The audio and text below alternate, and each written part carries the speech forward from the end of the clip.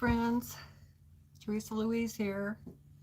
Today is Monday, the 6th of June, and thought I would just bring you along with a little bit of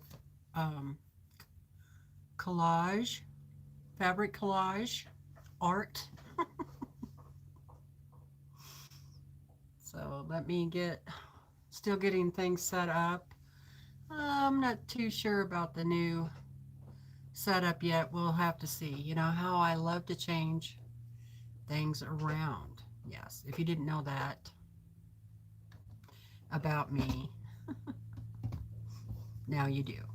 Yeah, I'm always trying to make it better, more efficient.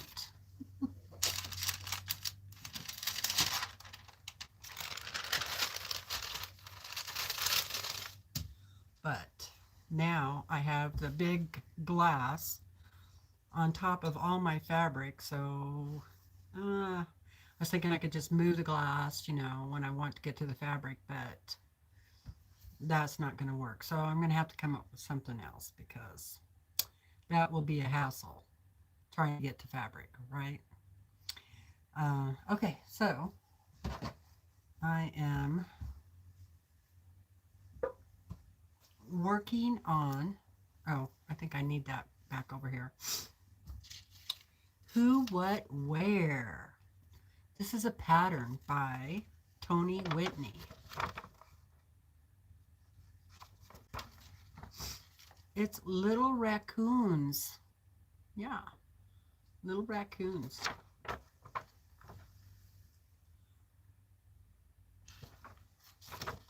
It's very cute. This was actually a kit that I got. So still working on the chat. Okay, who do we have? Hello, Music 55KK. I think everybody calls you KK. Is that right? Welcome. Good to see you. You can't hear me? Really? Huh. Hi, Jackie.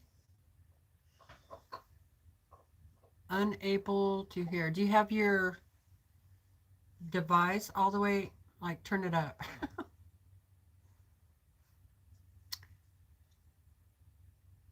Oh, KK can hear me. So let me know, Jackie. I know it's not as loud as some people's devices, but you should be able to hear me. But so if not, if it's really bad, I'll have to restart, do something. I'm not sure what. Trying to turn the power on down here. Your volume is low. I turned it up. Huh.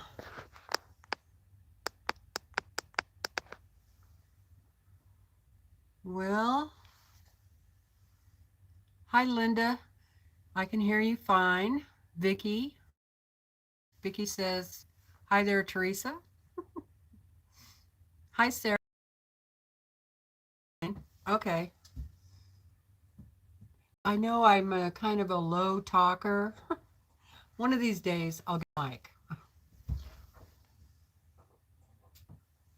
Yeah, right. I've been saying that for 4 years.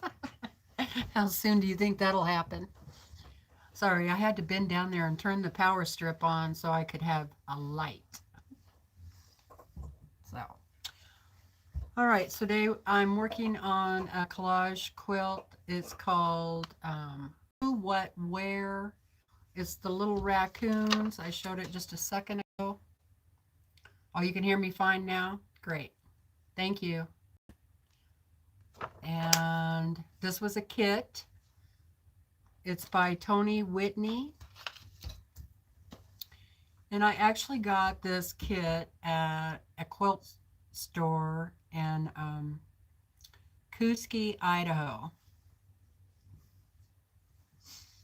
You're like, where the heck is that? Actually, I'm surprised anybody can find it because it's way up in the mountains. But it's a really neat quilt shop. And last I heard, she was going to start doing retreats. I don't know if she ever did or not, but one of these days I need to get back out there and see what's going on. Last time I was there, she has wonderful batiks and a lot of them because she's really into them. So, yeah, a lot of batiks. So, hi, Chris. Hi, Lorraine. Hi, Sarah.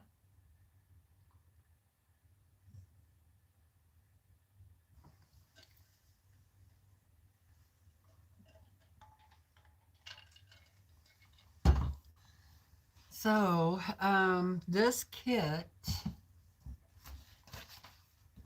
that I got actually came with the fabric, so I didn't have to pick it out. And it was all batiks. I think it was all batiks. Yeah, I'm pretty sure it was all batiks. And it comes with, so this one is more like applique, whereas the horse is, as you know, just me cutting out the little pieces and putting them wherever I want. This one is more precise. So it would be a little bit easier for people just wanting to try collage quilting, um, because you get like this pattern. So if you're familiar with applique, applique is kind of like that, you know, where you actually get the design on the paper. Um, so right now my neck is feeling okay. So, hey, Quilt Squirrel. Oh, I love that name. I should be like Squirrel all the things. That's a cute name. I love that. Hi, Jan. Good to see you. Hello, Lisa. Hi, Lori. Good to see you. So it comes with like several of these sheets. So you get like 1, 2, 3, 4. So what you have to do is put this on top of fusible and then trace out the fusible. That's what I did anyway. So I just cut sheets of fusible that are this big, then lay the fusible on top, trace out the patterns, and then you iron that onto the fabric. And it tells you what color fabric each one of these pieces belongs to. So they make it as easy as possible. However, I may have made a mistake when doing this, so that's the first thing I got to figure out. I think some of my pieces I cut like 2 left sides instead of 1 left and 1 right. So I may have done that. And then you get all the instructions, which I may not have read. If I know me, I just jump right in without reading instructions. So, but yeah, that's the way it goes. I do have a little bit of the fabric left. So if I did make some mistakes, I should be able to, like I have, this is quite a bit.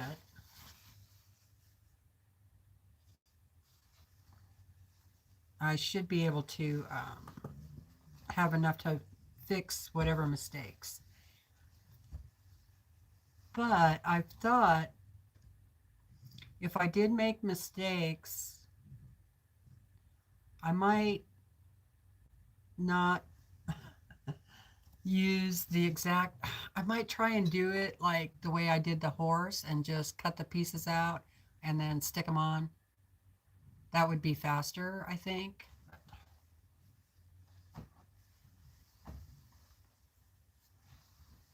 So that's one of the browns. So this came with this brown,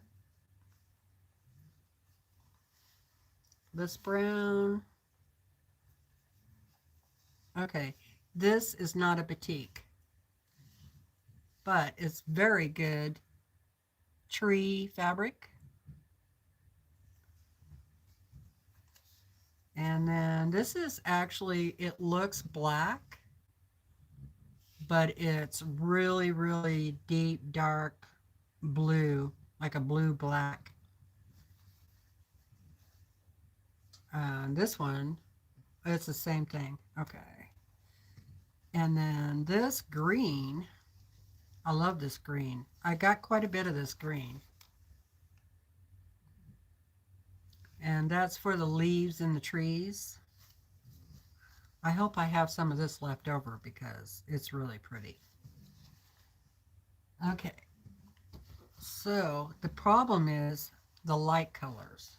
That's what I don't have left over. So that may be a problem. Okay. You're at your machine today, Chris? Awesome.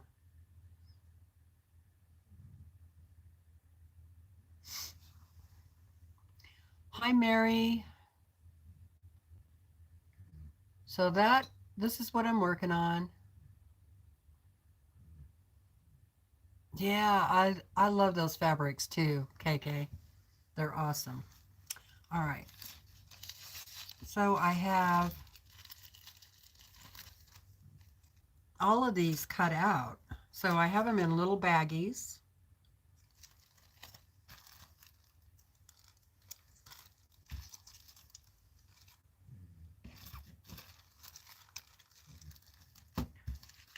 So everything should be already prepped if I didn't do it wrong. That's the question. Okay. So let me show you what I'm doing here. And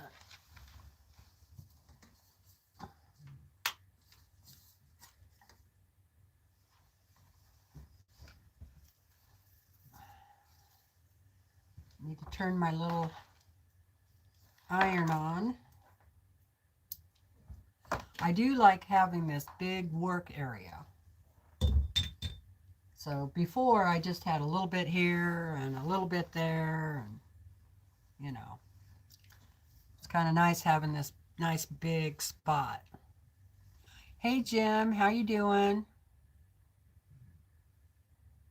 Okay. KK, thank you. You too. Have a good day sewing.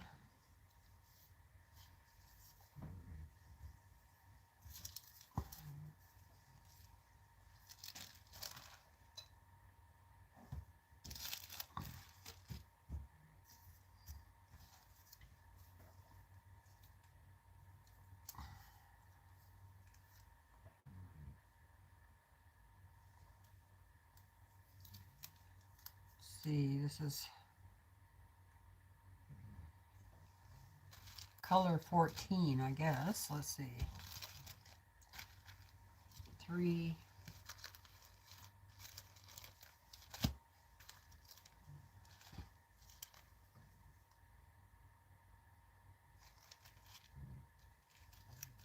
No, I don't know what that is. Okay.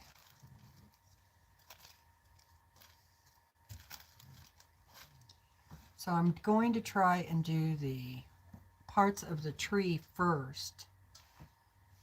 And so let me finish setting this up.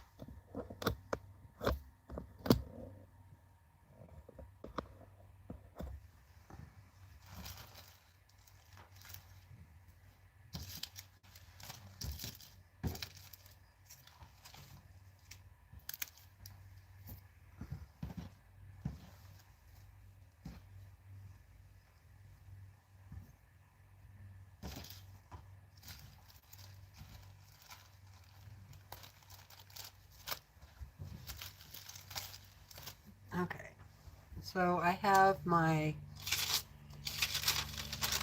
main pattern under here, right here. So this is the big pattern of the raccoons. And then I'm putting a piece of parchment paper over the top.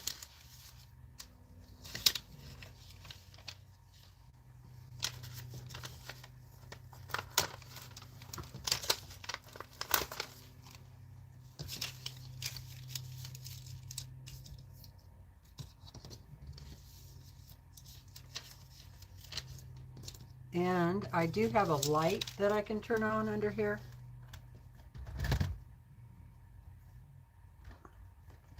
And I can actually move it around if I need to.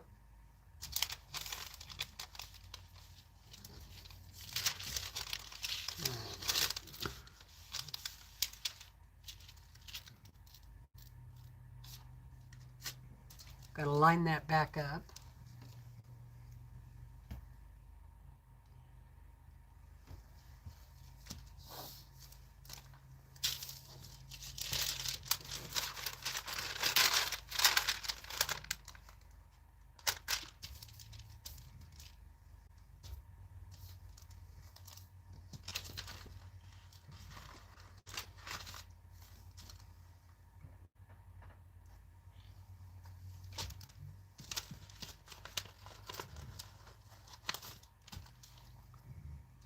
My tape does not stick to parchment paper very well, and so I just pin the parchment paper to the fabric or to the paper pattern.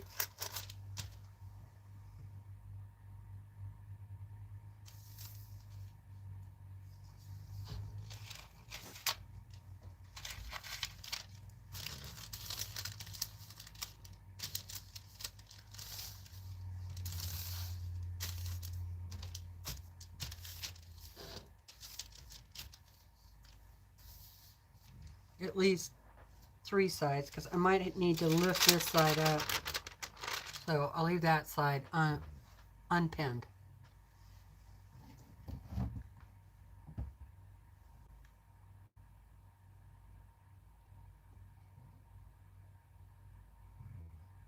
Hi, Jamie.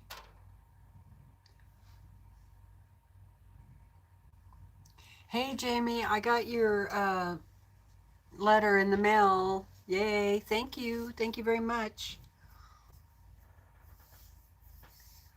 I was going to share it, but I wasn't sure if sharing it was okay, so I didn't want to share it just in case. But thank you so much.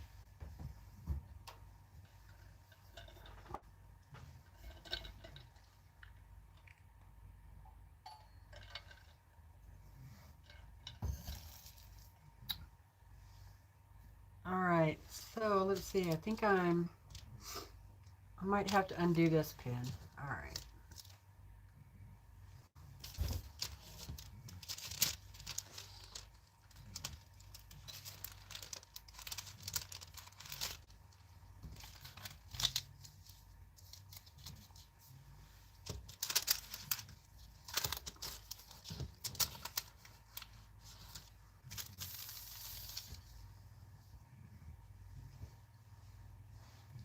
Now I need to find the pieces for the tree. I can share? Awesome. Okay, I'll share in a minute. Let's see, I need the browns.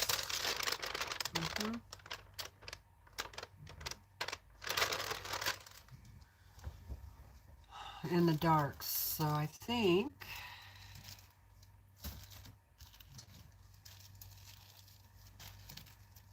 I should have left these laid out in a project box because now they're all wrinkled. See?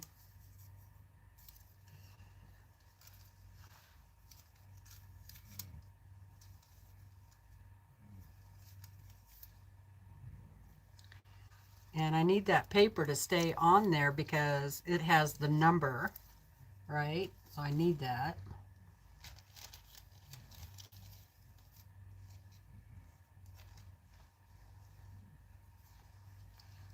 So more pins, more pins.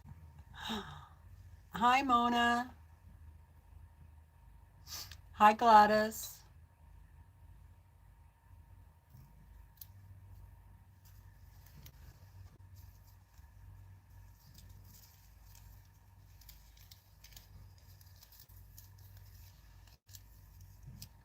So yeah, don't stuff these in Ziploc bags because, you know, too wrinkly, and I really can't iron it out now because um, it's got the fusible webbing on the back.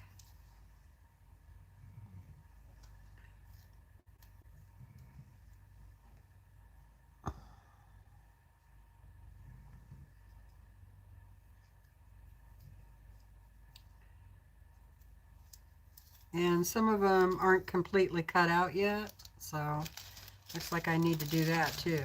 All right.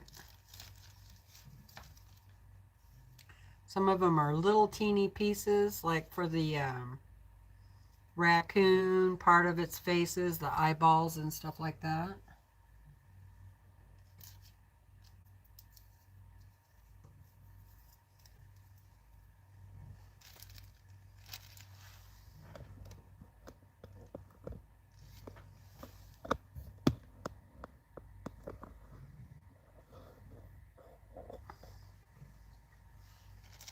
So I'm just trying to get things organized here.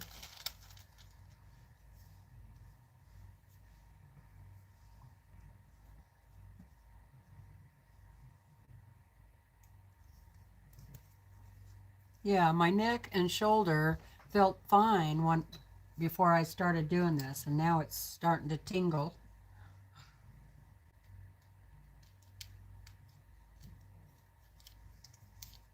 Um, my sister-in-law is still in the hospital. They're still waiting to hear back from the neurologists and, you know, the brain doctors.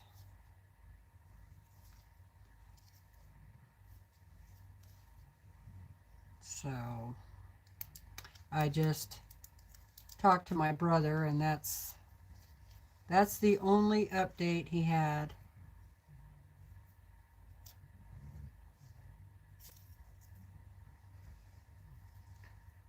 So it's sit and wait and worry, you know. You know how it is.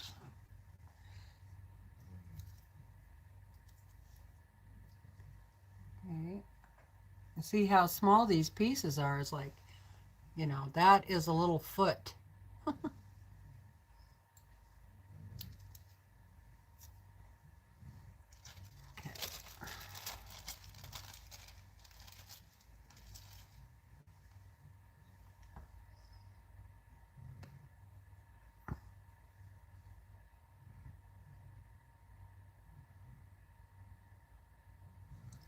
Um, I am going to quilt this, and because it's more like collage, or not collage, I'm sorry, applique, you could actually just do your applique stitches. Um, but I'm probably not going to do that. I'm probably going to do like free motion quilting, but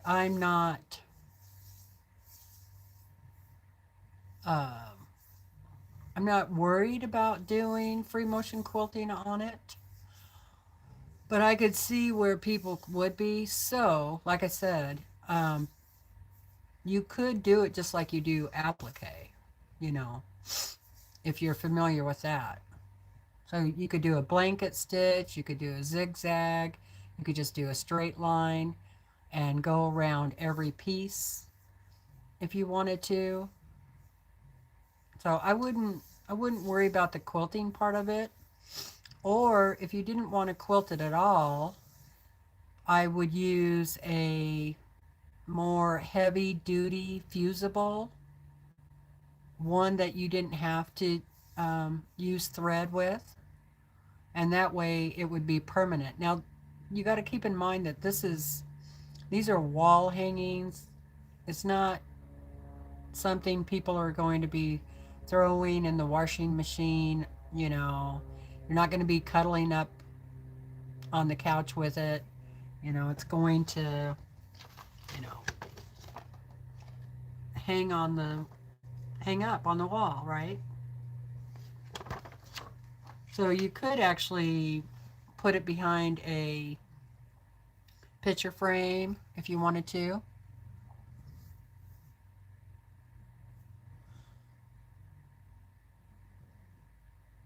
Well, use a needle that is, what do they call it? 70, is it 10? 70-10? That's a really thin needle. Let me see if I have one.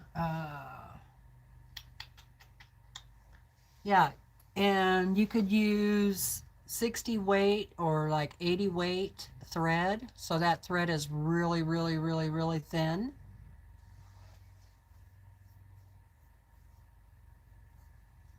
Um, there's a lot of applique thread out there that comes in 60 and 80 weight.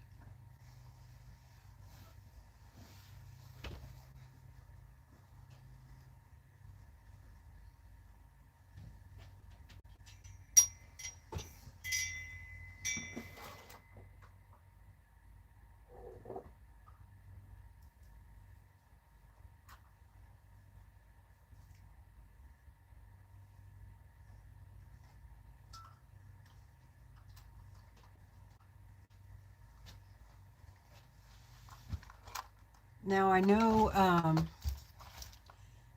okay, like this one is a 7511. So your normal needle is that I use is a Microtex 8012. So that's what I would use for when I piece quilts, do the piecing. But when I do free motion quilting, that's through 3 layers. Then I might use a 9014. That's a bit thicker.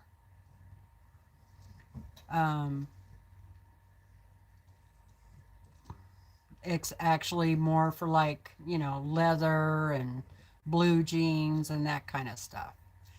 But usually I would still just use the 8012. But with thread painting for your applique,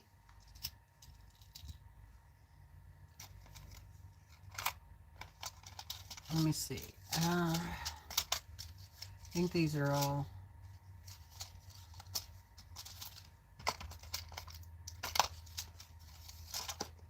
Okay. You could get a 70-10. Yeah, 70-10. That would be nice and thin. Right here. Universal 70-10.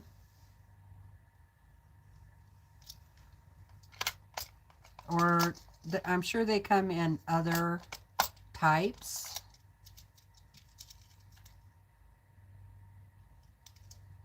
Now I have a 100 by 16. Now boy, that one is really heavy duty.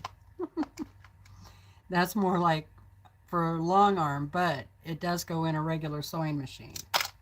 So you can get all different kinds of sizes of needles.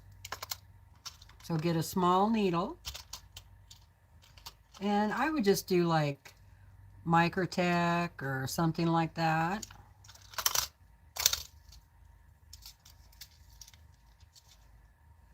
There's 7511. 812. Okay. So then whenever you match up your thread to your needle. So there's certain size threads you can use with with the different needle sizes. So if I was going to use the 7511 or the 7010, then I would use a different size thread. So like this cotton thread right here is a 50 weight, and it's fairly thin. And then most of the Orfil threads are 50 weight, but they also come in the 60 weight. So small needle, small thread.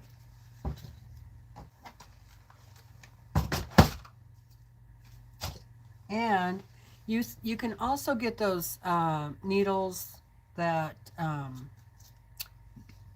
don't allow the gum from the fusible to build up on them, because that's the worst part right there. And if that's happening to you, you need to steam iron your project much more so that that glue gets absorbed into the fabric and isn't so stiff. So iron it a lot more, use a lot of steam before you even start doing the thread painting.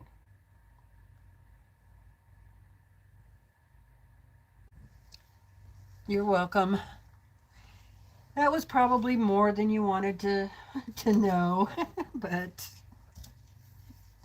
I like to try to answer people's questions as thoroughly as I can, I guess.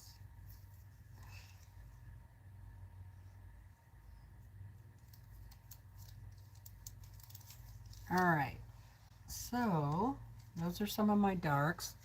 Let's see if I have any other. I should have more tree colors here.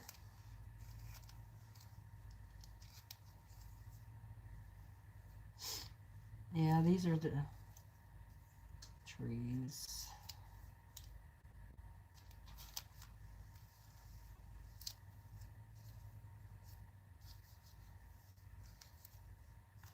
It's like all the raccoon. Okay. That back in there. So I'm just going to put the tree together first. Those are the leaves. And that's the raccoon. Okay, that looks like the tree. And that looks like more leaves there. Okay. This should be the tree.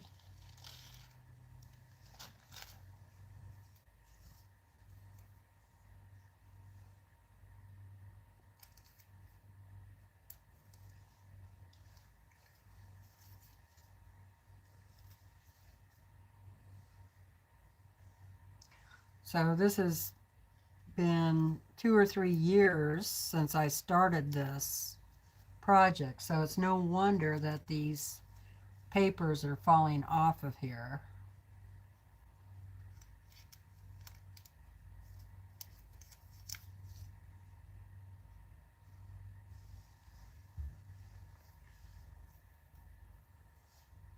And like I said, the paper has the number on there, and so that's why I'm pinning it back. It's because I need to know what those, be able to find those numbers. So now looks like I still have a bunch more to cut out. I think I'm going to go over and use the big iron and just press this down.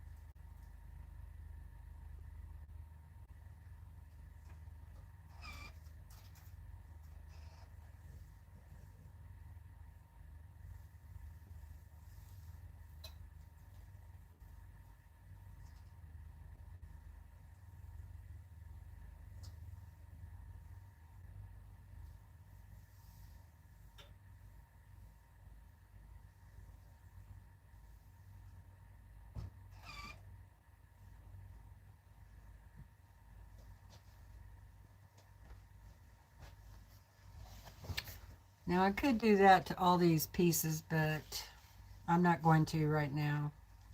Okay, so I'm gonna let this cool off.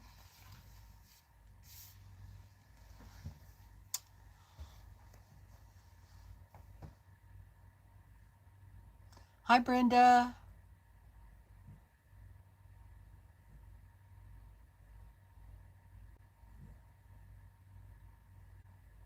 Hi, Nanette. How are you doing?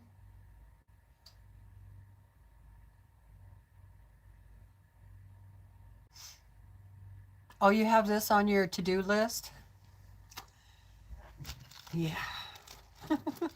It's been on my to-do list for 3 years or more.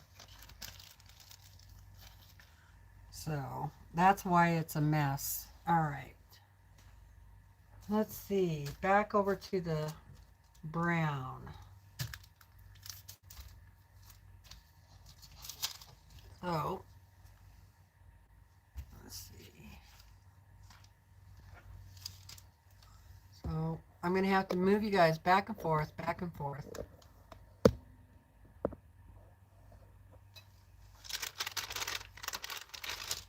Well, I already started the other day.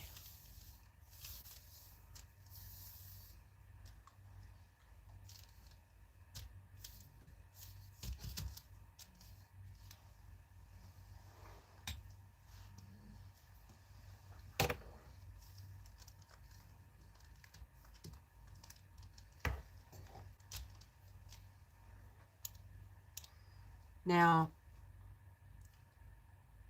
I'm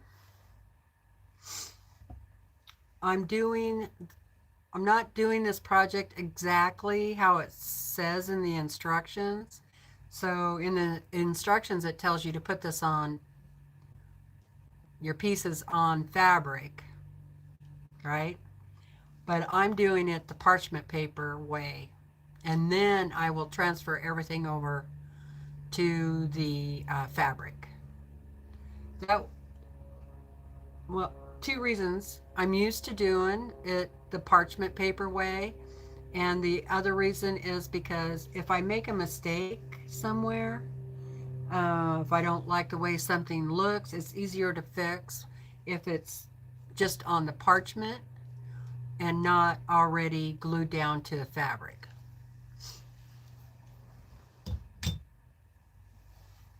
All right. So the problem is seeing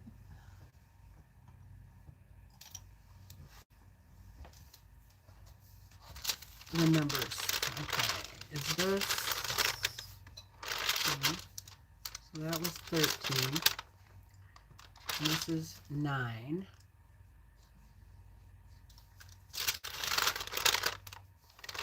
And 12 is actually this piece.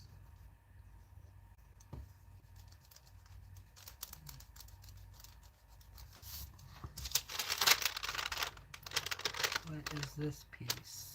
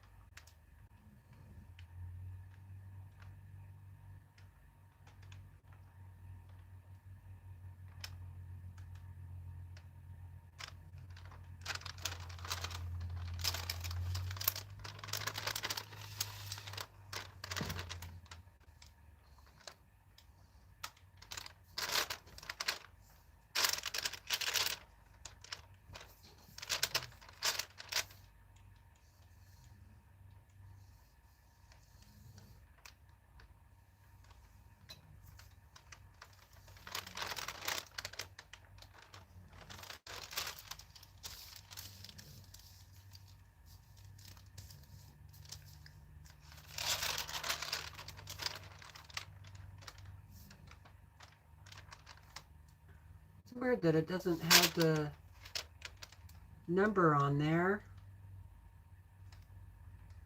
At least I cannot find it.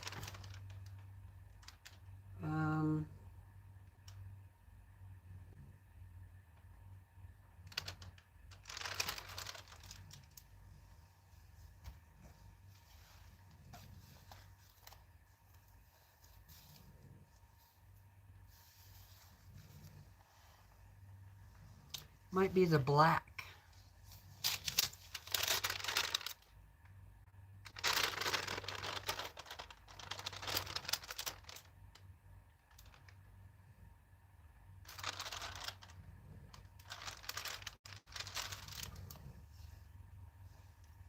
All right, looking for K12.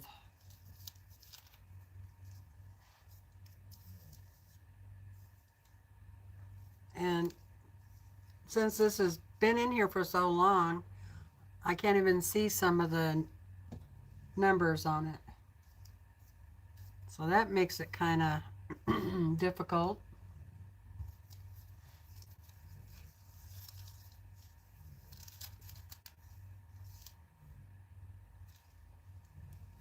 Okay, these blacks I think are all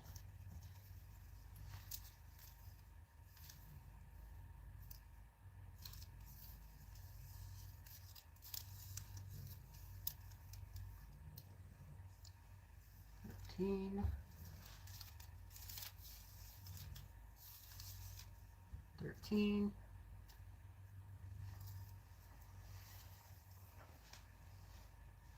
This is the bad thing about putting it away. You know what I mean? Because then it's like starting all over again.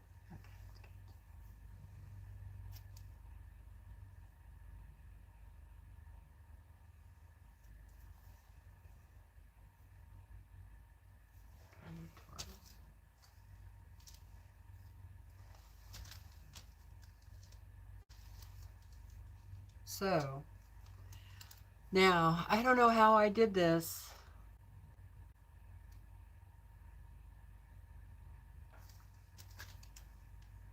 If you have this pattern, read the instructions, because somehow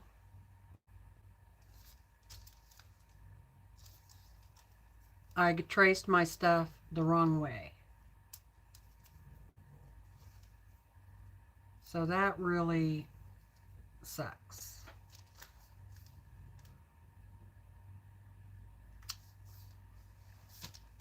Yep, I did.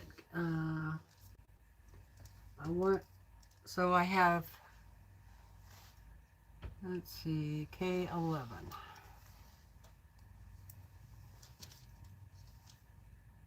Yeah, that one, the left side is fine. The right side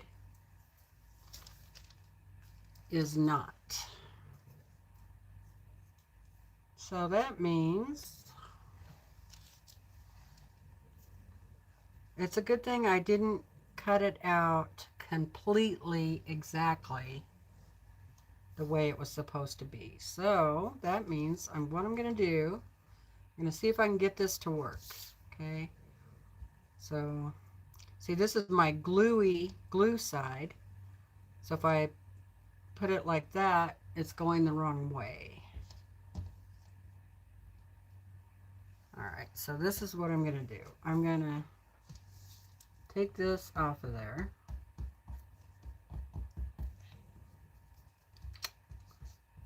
Hopefully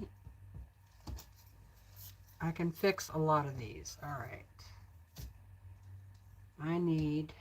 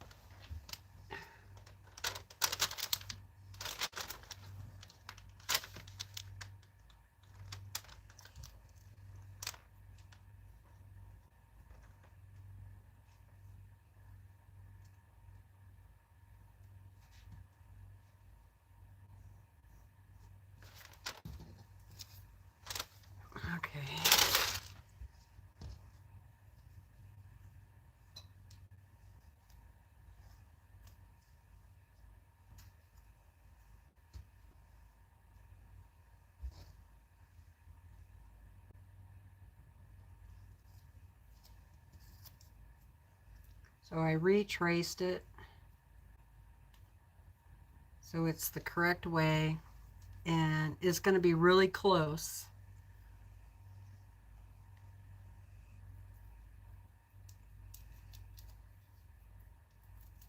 I don't know how I got all the left hand side. That's really weird. Well, I'm not going to look through the pattern right now, but I will later and see what I did wrong.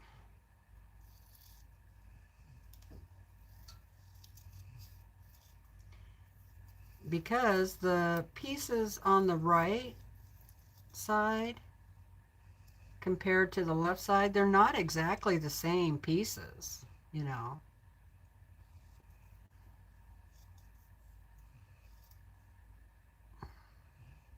Boy, I hope it's not like that when I get down to the raccoons, because that would really, really suck.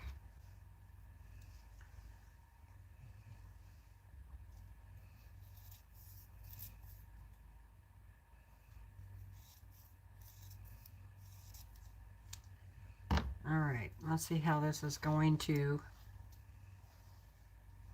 work.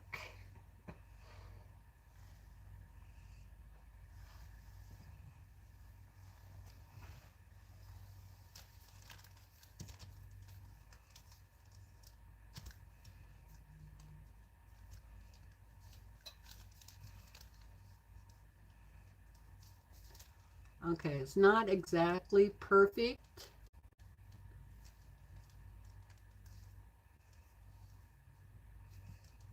but I think I can get it to work.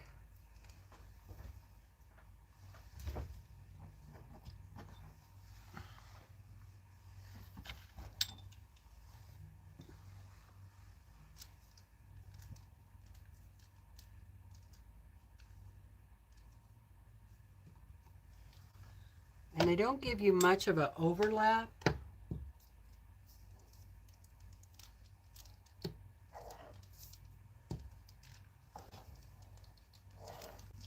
I didn't have this much of a problem with those other horses that I did, so this is really weird.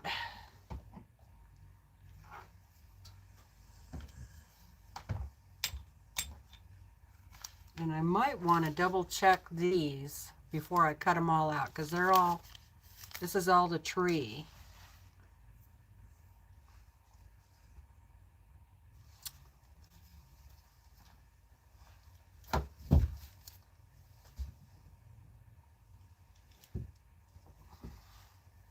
Uh-oh. I dropped my iron on the carpet.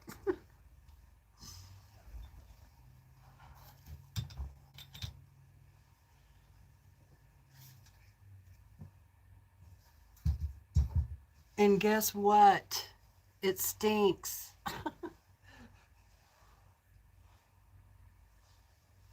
Boy, maybe I should just quit for the day.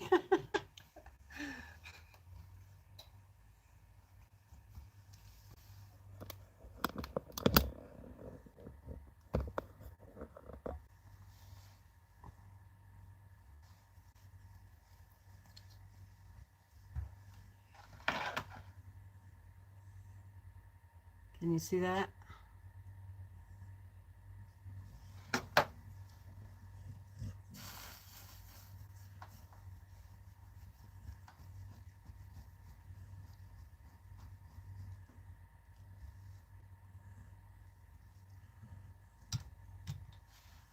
Dang it.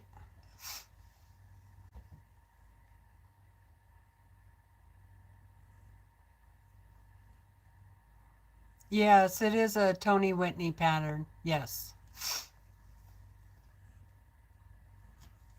And yeah, if you get the little craft iron, be sure and get the one that has the guard.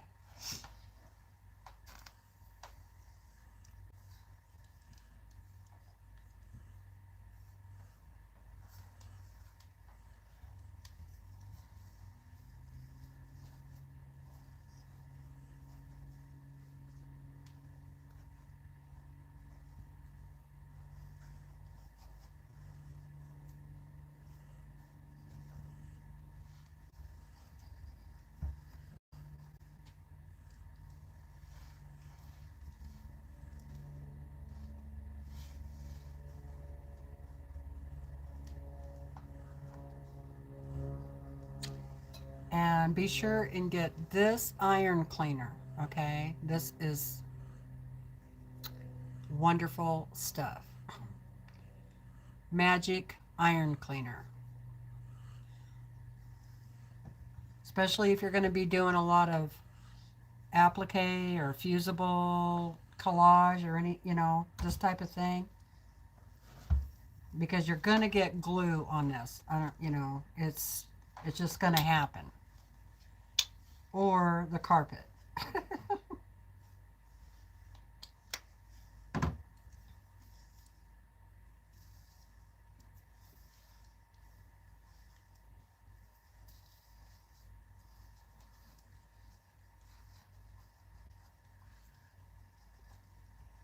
Okay, I think that looks good enough. So see how much better that is?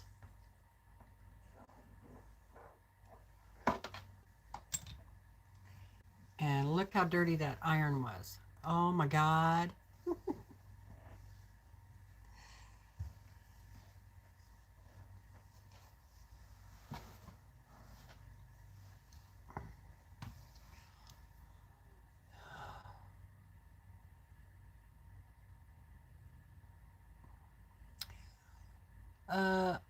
Oh boy, I'm not sure how to pronounce your name. I know the diaries. I can pronounce that.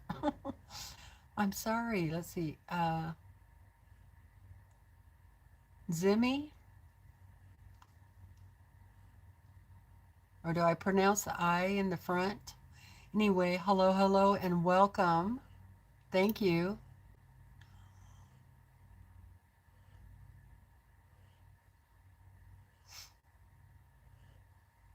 Hello, K Money Quilting. Yeah, I need to clean up my new one for sure. Or my big one, I mean. Yeah, I love the iron cleaner too. I have a art channel also. Oh, I'll have to check it out. Thank you. That represents a lot of work. Yeah. Hey, Jess. Hello. Hi, Deb. Hi, Geraldine.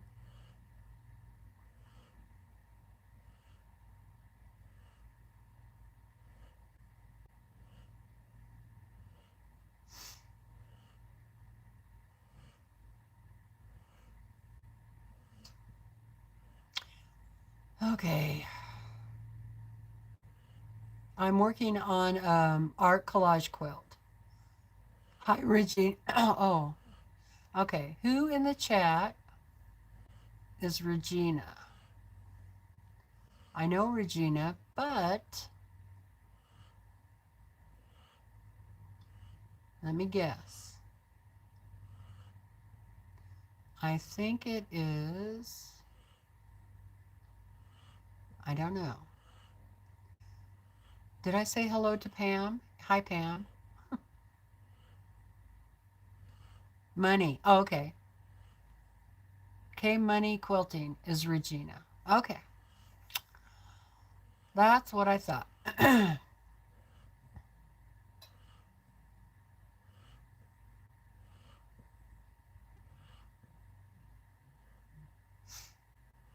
Hi, Leanne.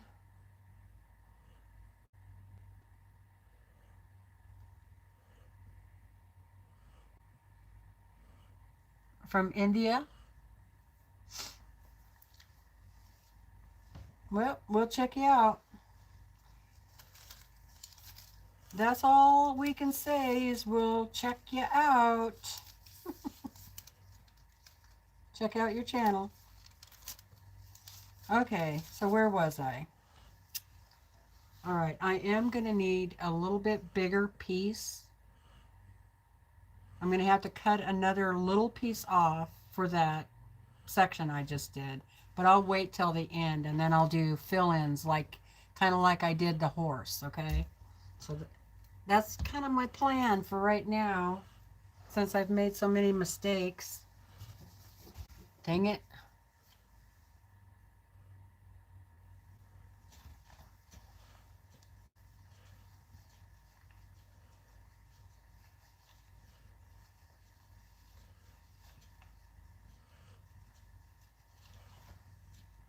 All right, so that was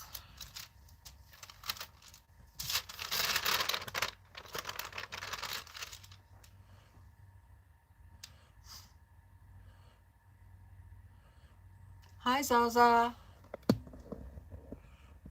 Welcome to the Making Mistakes channel. Making mistakes and then trying to fix them.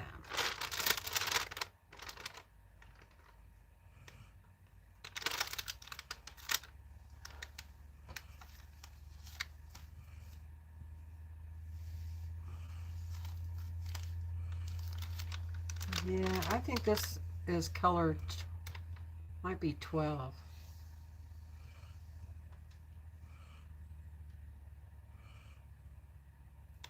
I wonder if I could look on the, maybe it has it on one of the pattern pieces here. The one thing I like about this window is that it's got this little lip right here so it holds your papers in.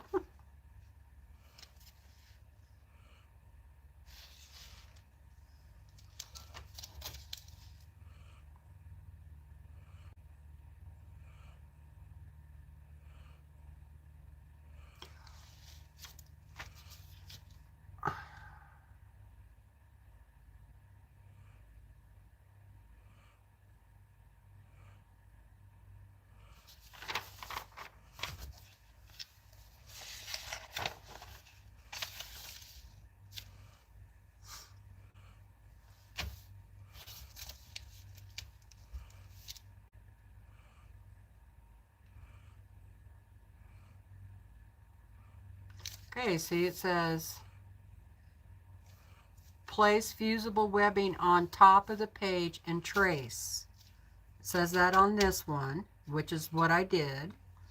Tells you the fabric color right down here that you're going to use for this whole page. So you got like 6 different fabrics.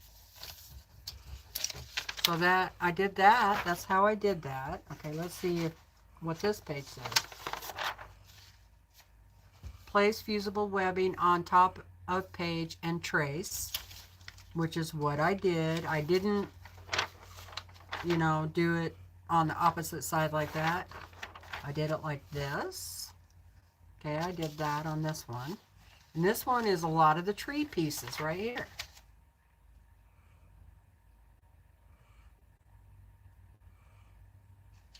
So that should have been correct. This is the, yeah, okay, here's the, I gotta look at this. This was this piece right there, so that was correct.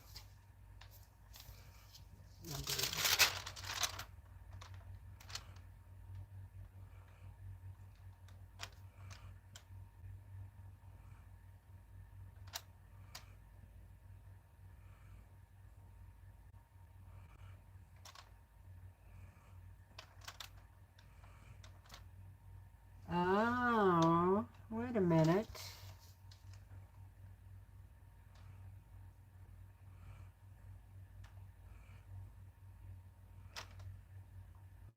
How can you use this as a guide? All right.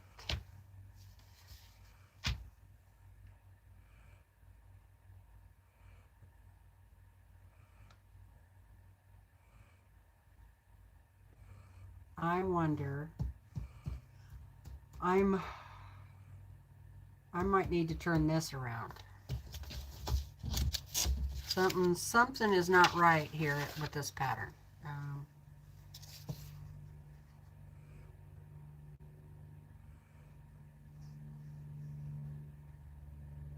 No, that's the way it's supposed to be. So if I put my fusible on here and I traced like this,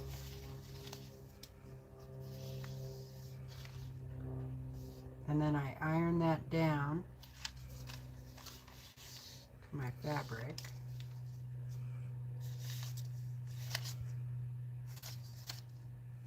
it's going to be this way.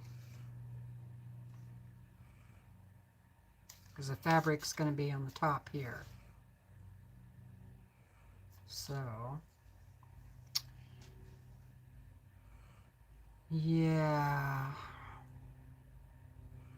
So that's why, yeah, I don't think that works out right.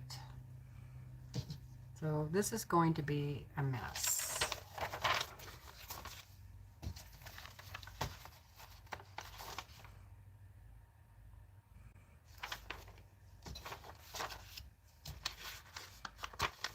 Oh, great.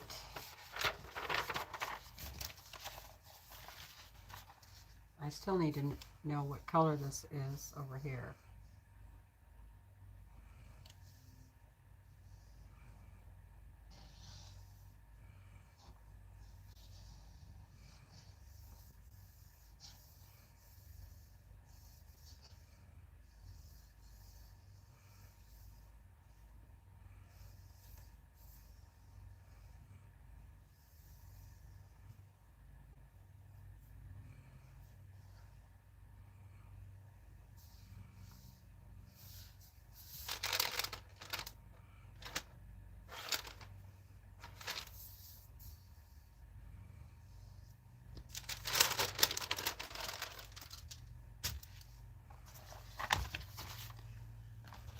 Yeah. So that means possibly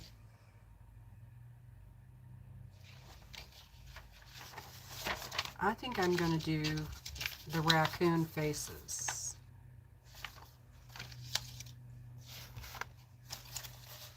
Those should turn out okay. And then I'll do the tree.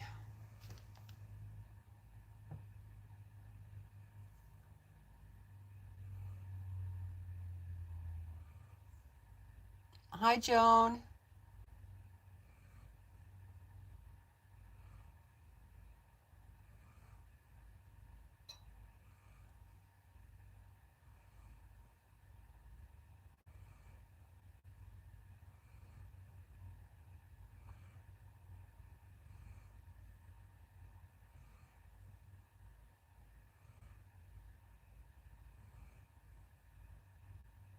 Goodbye. Thanks for popping in.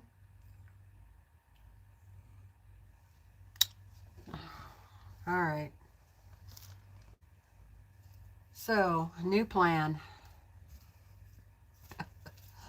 Because I kind of have a feeling that all these tree pieces are possibly wrong. And I've had enough time to sit here and flounder. Or flounder. And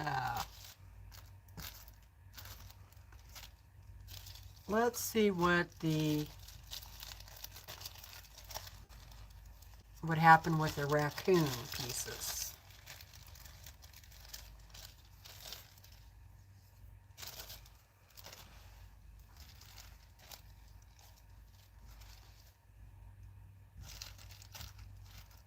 Okay, we have raccoon number 1. I'm going to get out all the number 1s.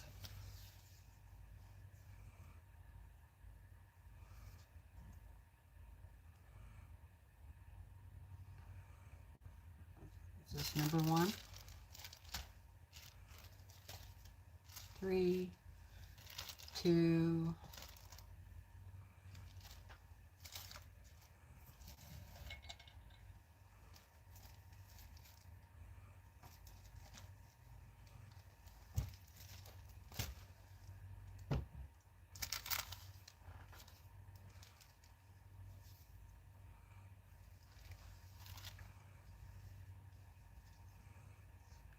8, number 1,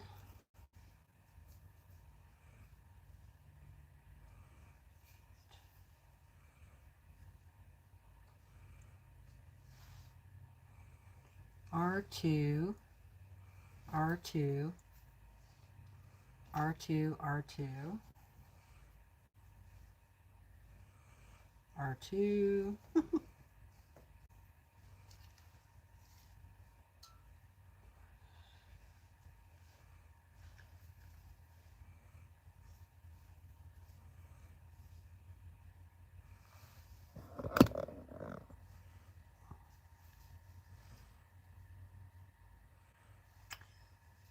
hope these raccoon pieces come out right, you guys.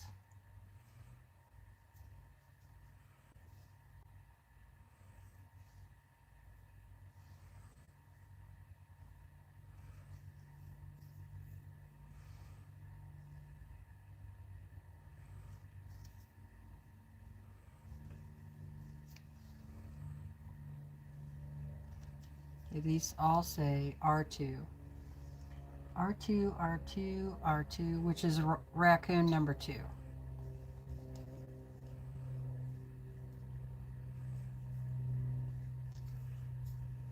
These should be all R3.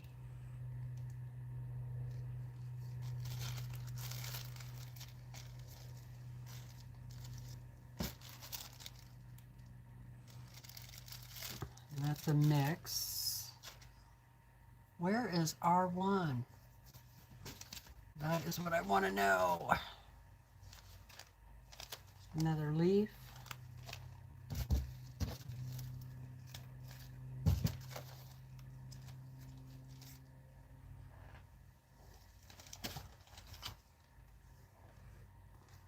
Another leaf. Okay, these are all the leaves. I'm gonna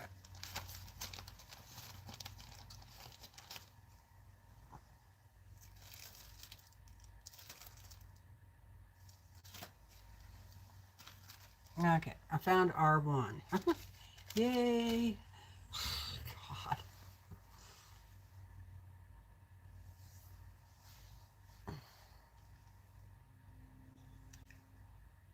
Oh boy.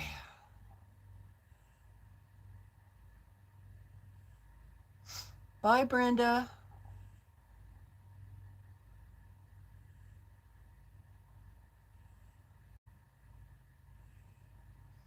I can't tell you how many times I've copied pieces backwards. It happens. I know, but the thing is I'm pretty sure I did what the pattern said to do.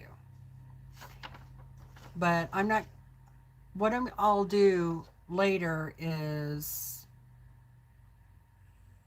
determine if the pattern's wrong or if I did it wrong. And either way, I will let you guys know.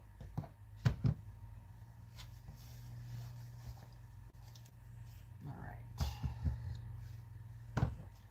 Because at this point, I'm not 100% sure if it was me or them. Yeah, the raccoons are cute. So if nothing else, I can just do it like I do my other collages. Oh, okay, Brenda. Sorry. Gotcha.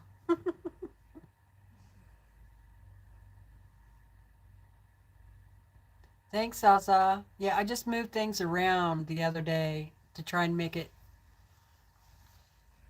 better for me, more organized, but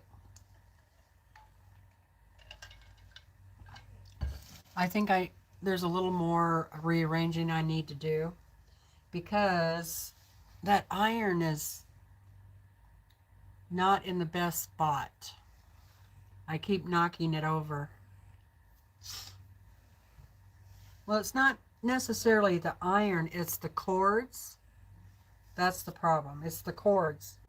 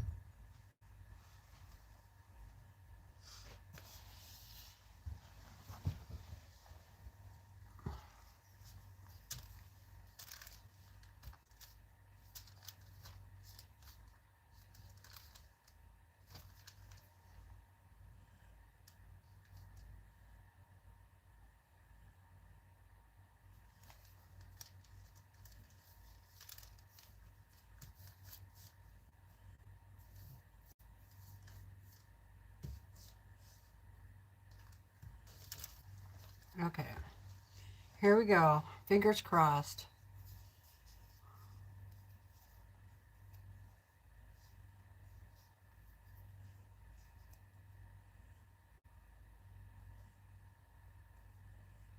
Okay, I will. Thank you, Mona.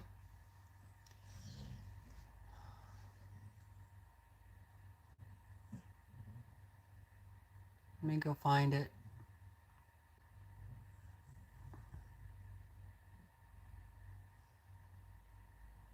Oh, I'm doing the, well, you probably can see I'm doing the raccoon.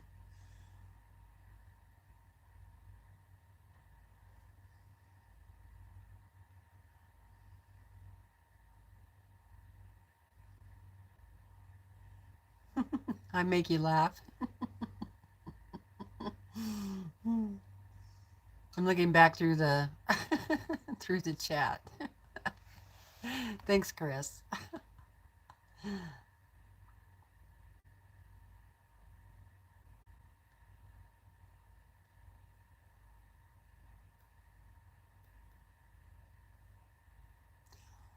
Oh, she does watercolor art. Oh, I can't wait to see that. Maybe I would learn something. Okay. I'm gonna do raccoon number 2.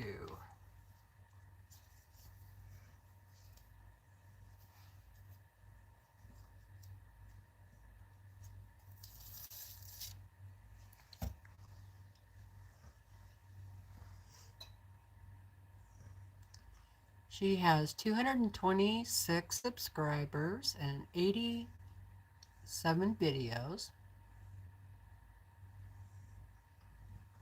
Ah, I like that. Art is not what you see, but what you make others see. Very good.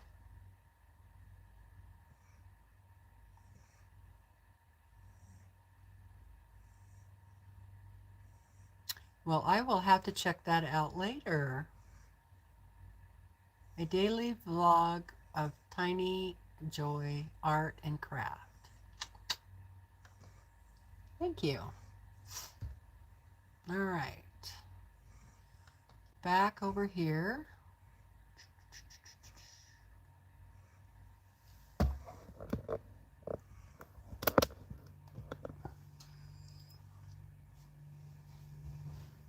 Now, here's the problem with the iron, because once I move over here, I need the iron, and then I have to move it over here. So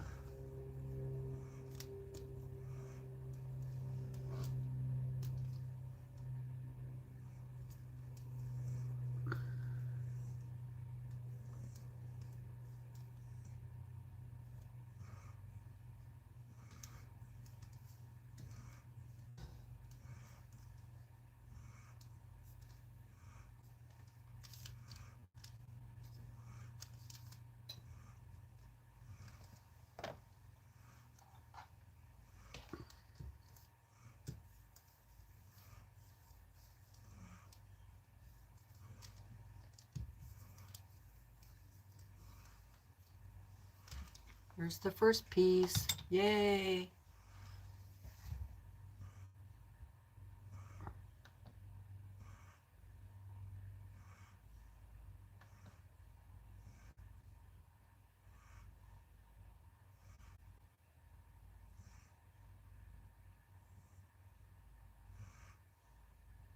Hi, Nancy. Yes, they did. It's look above in the chat. Okay, yeah, I'll share later. You bet, in the comments.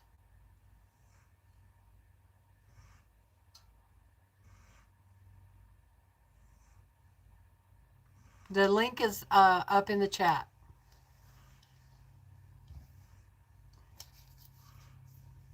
Because I just found it. And that's what I used, and I know it works, so. Okay, the next piece.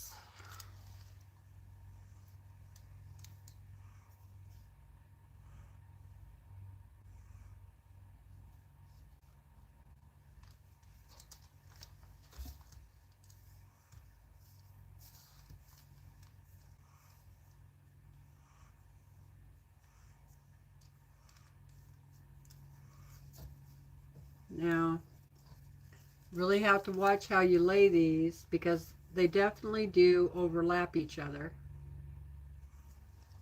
So, luckily, this is the left side and it looks like it's correct. So here we go.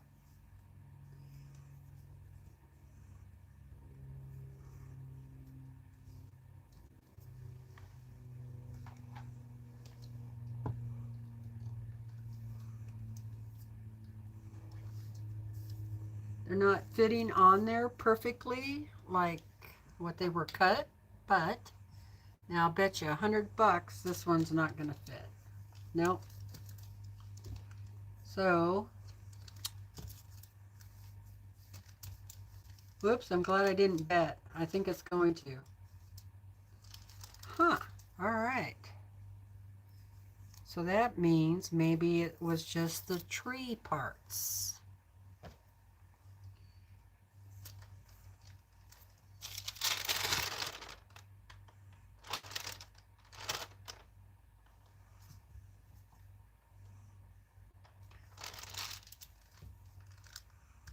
I wonder who I owe now. $100.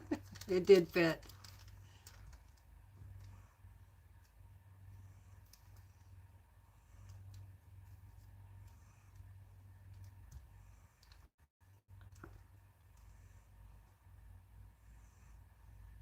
So you just need to make sure you're getting the overlap correct.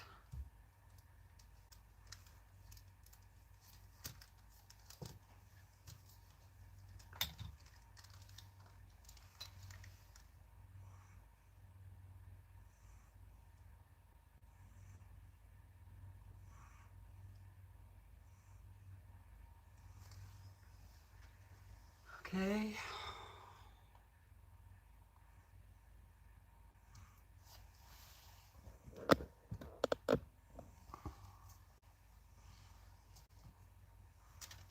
So I can see my pattern outline under here, under my parchment paper. Okay, so my next piece, let's see.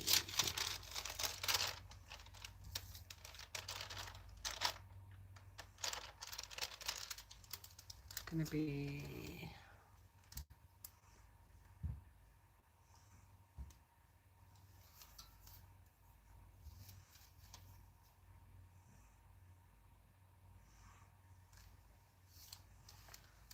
this one goes here, and then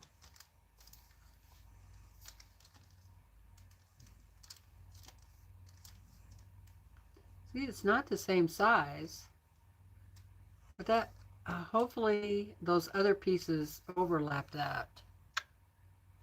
All right, we'll see.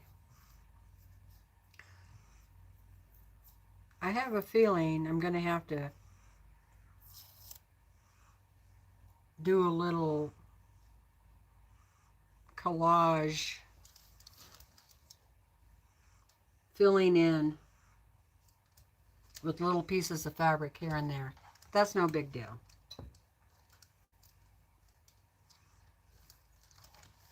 It's part of the nose.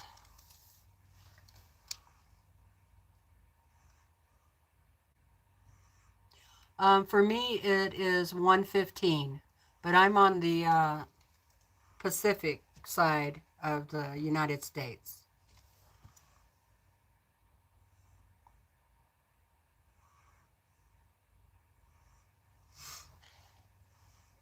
Alrighty, let's see what we got here.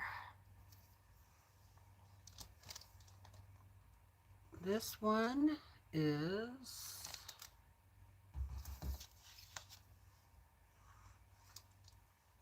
number 3.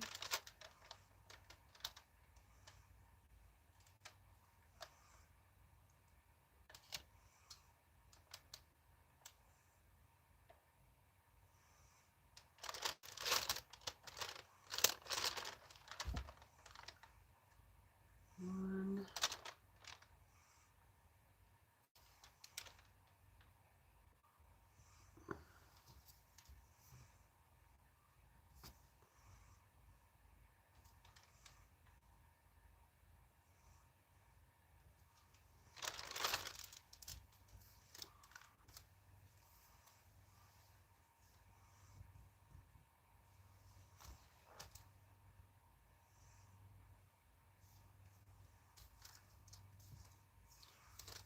I don't know if I like that or not. They did the same color for the raccoon's ear as it is on the tree.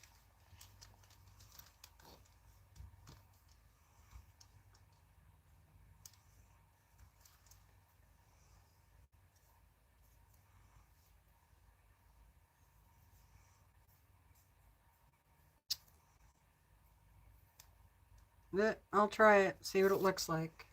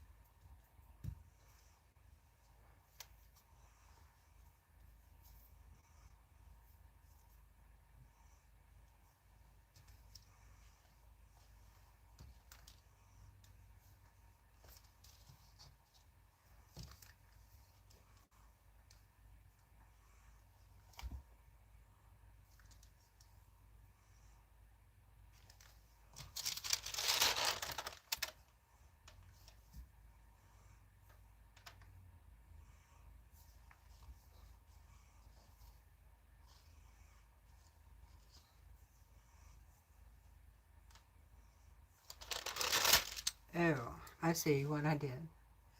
I did something wrong with the nose there. Let's see, that one was supposed to go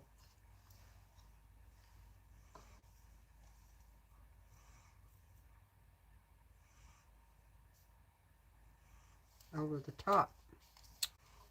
That is weird. All right.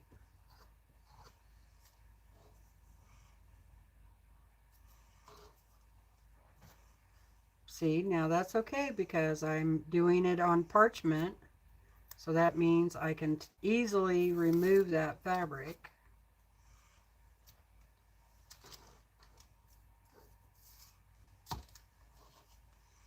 This was supposed to go down first. No wonder this one didn't fit. And then this one.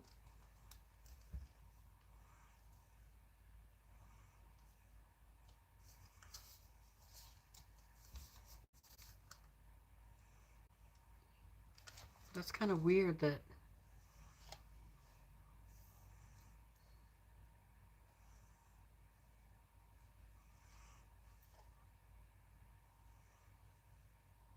hmm.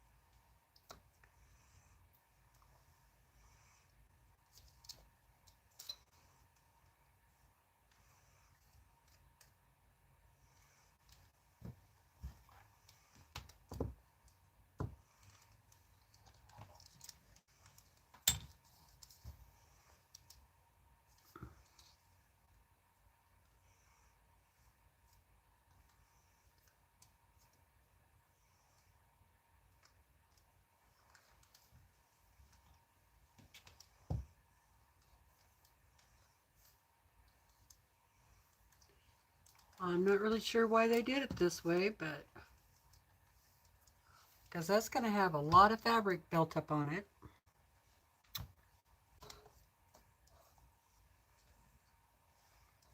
Which will make it difficult to sew.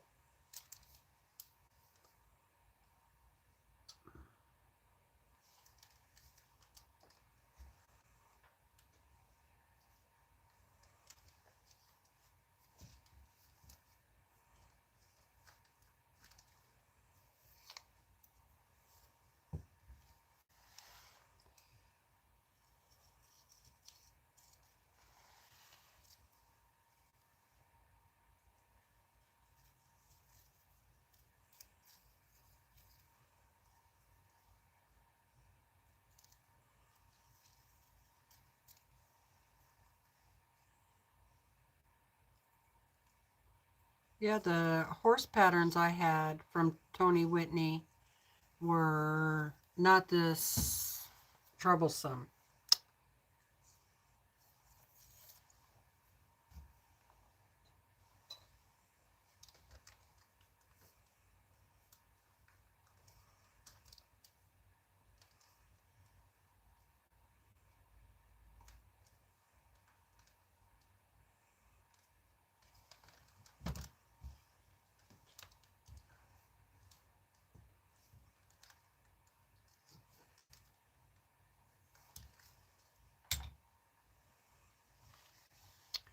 How you guys doing?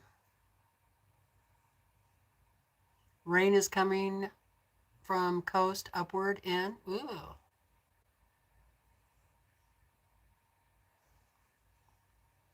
The only way I can do applique on my brother machine is if I'm going to do a straight stitch. Otherwise, I get the my Viking out that has um, all the stitches. Has all the stitches. Oh, you did? You thought I was in the Midwest? No, no, I'm in Idaho.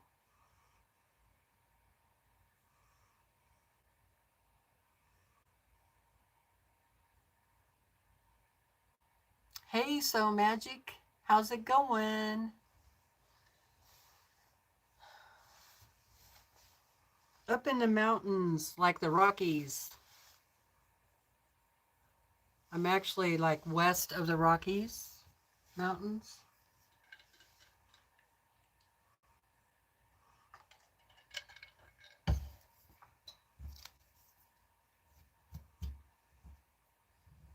That's really about the only way I can describe the area, I live in. It's a lot of really tall mountains, a lot of cliffs, a lot of trees, pine trees.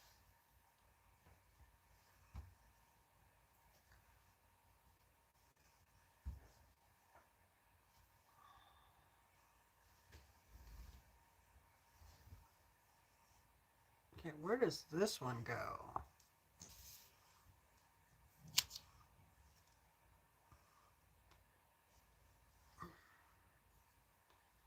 R213.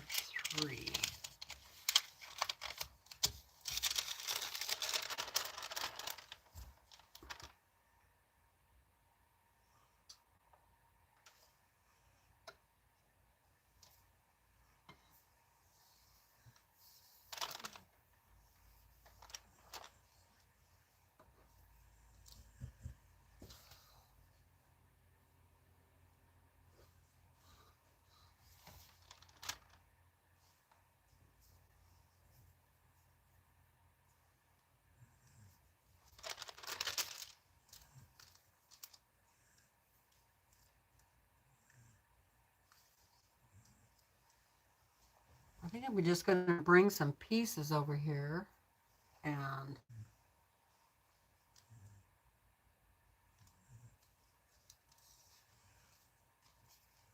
see where they go first. R215.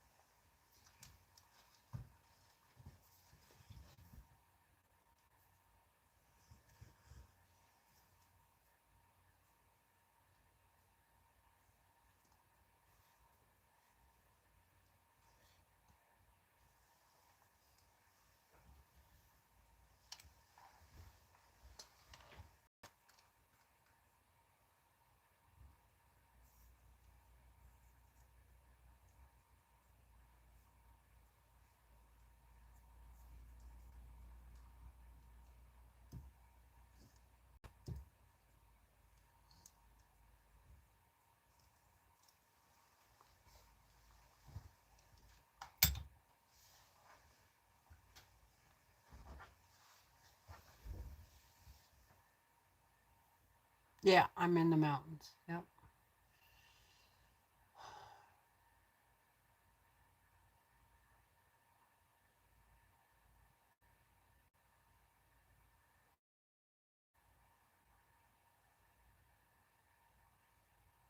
Western New York? Oh, wow. We are a long, long, long, long ways from each other, Lori.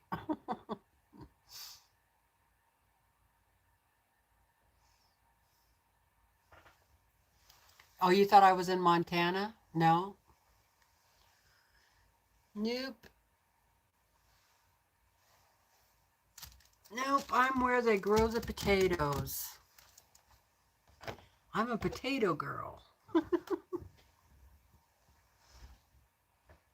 Idaho Spud Butt.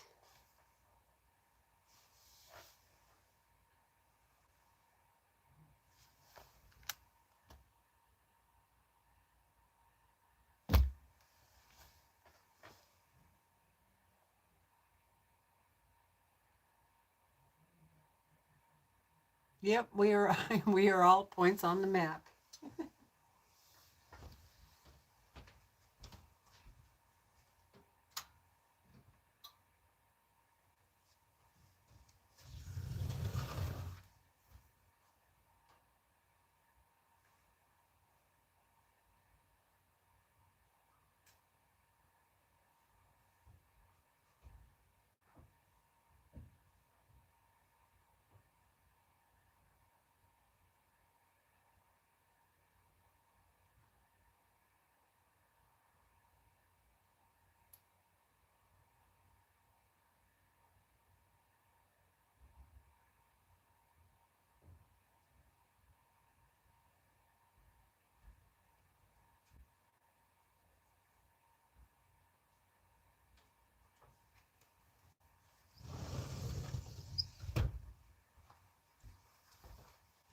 It's warmed up outside a little bit.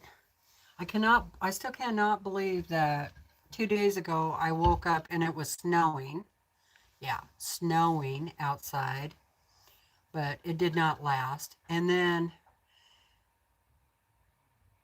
we got an even worse freeze this morning.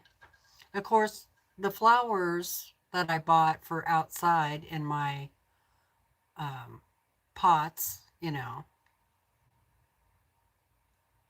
two of them died from frostbite.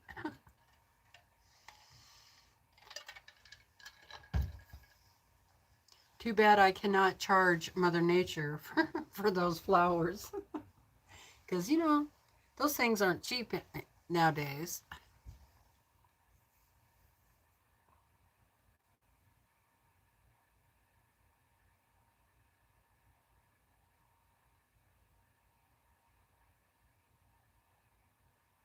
Pennywise?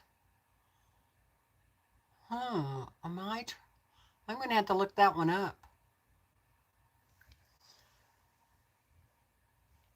All right, I think this is the ear. Is this the ear?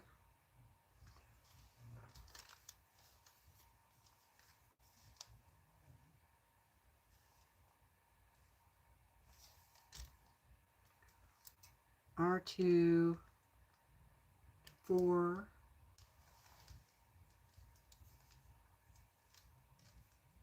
Yeah.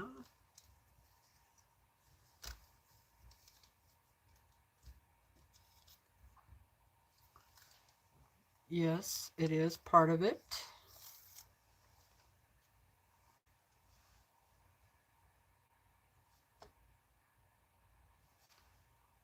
Looks like the black goes over the top of it.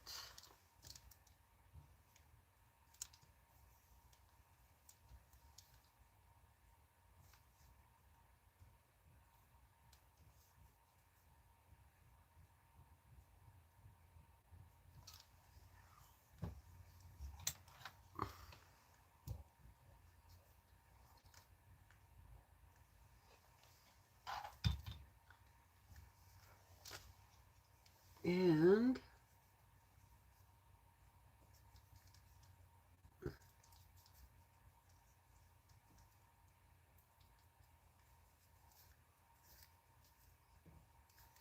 Okay, it does tell you what numbers to put down first, but do you think that I am following that direction? No, I'm not.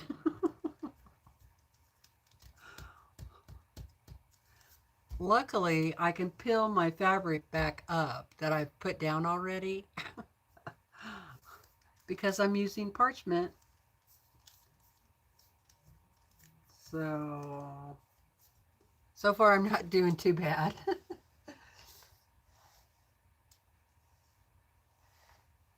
R2, what's it? Where's this one go? There.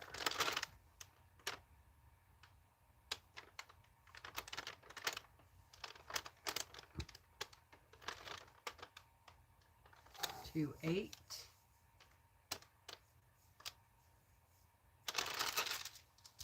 Yep, that one goes there. Okay, so this ear,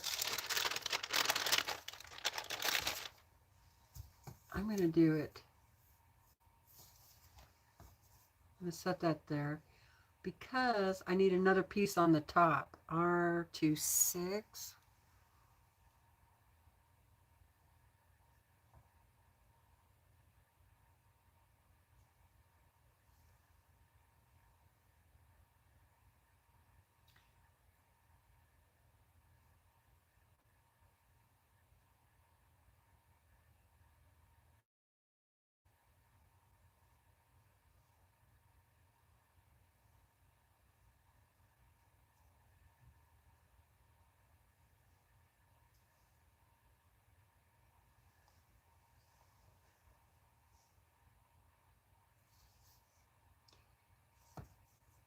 Where's R25? Oh, that's right here. This one's right there. So I need some of the dark pieces.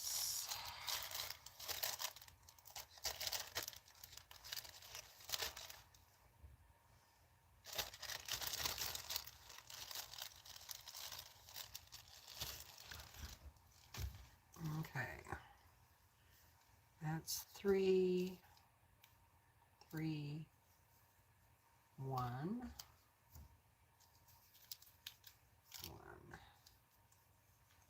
2,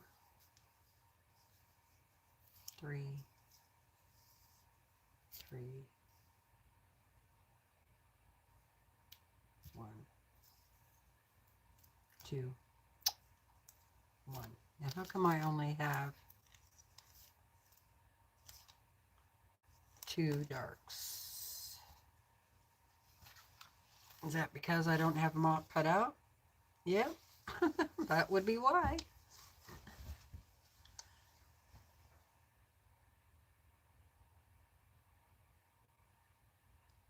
Okay, Mona.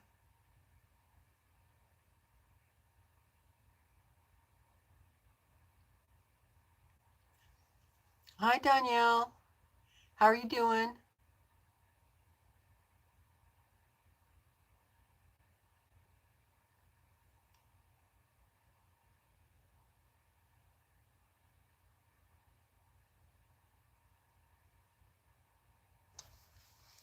All right.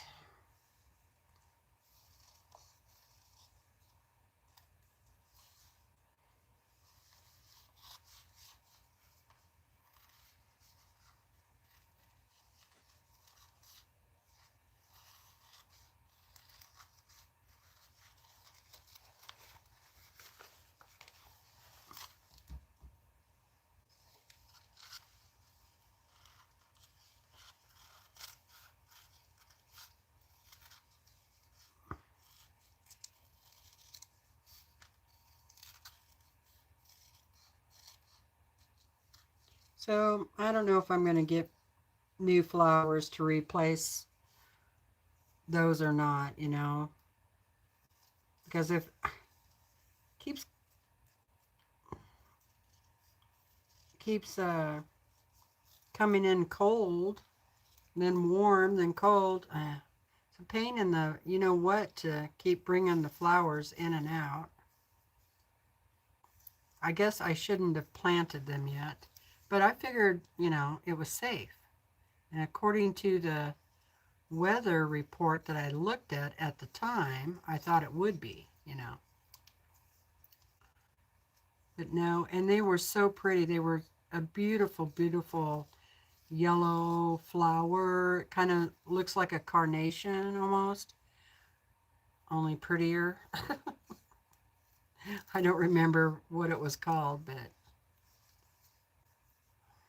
so that's kind of a bummer. My petunias are fine, because I had some proven winters or whatever, you know. I think they made it through the frost okay.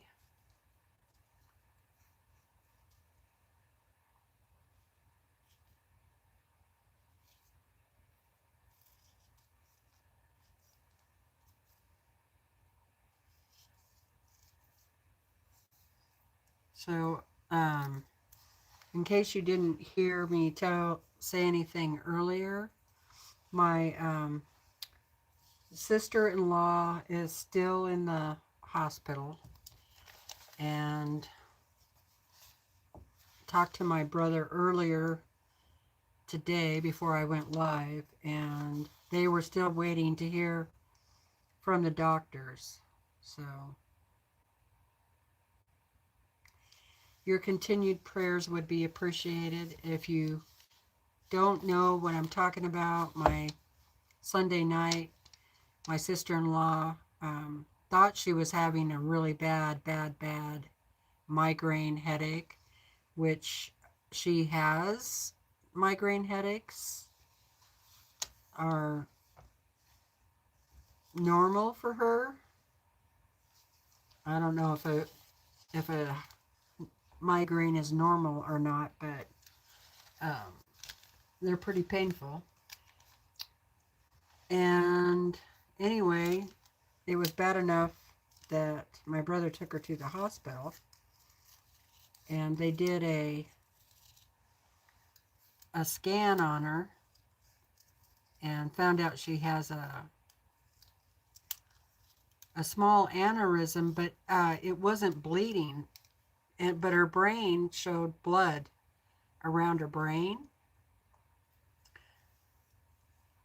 And so they couldn't figure out where the bleeding was coming from.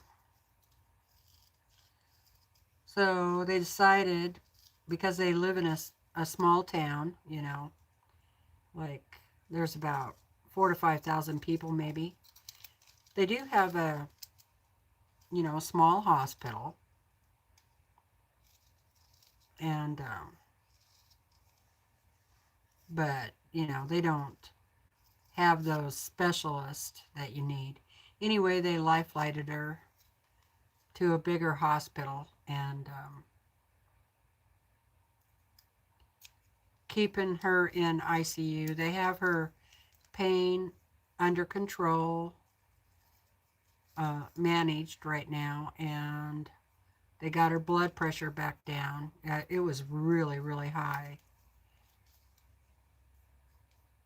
And like I said, they're just waiting to hear from the doctor, so I don't know how long that is going to take to hear. So, okay, so I got 3 brown ones. Let's see where these babies go.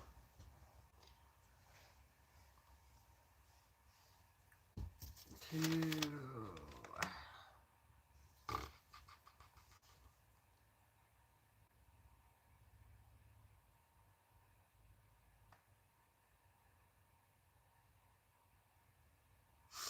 R213. R213. Okay. So that is the cheek.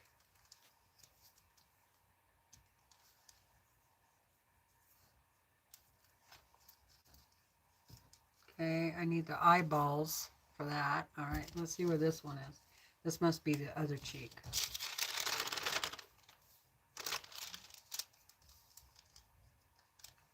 Yep. Okay, so that's the left, that's the right. So I'm still missing, this is 2,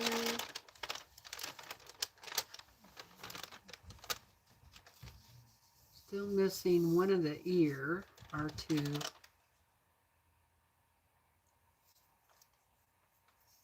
R212.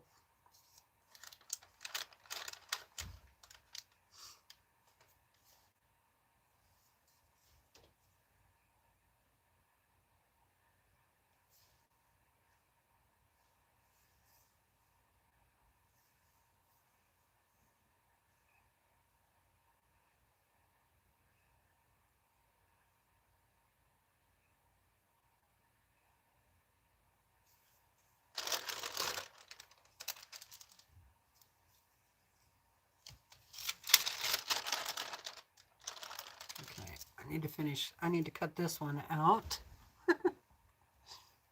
Thank you. Hi, Katie.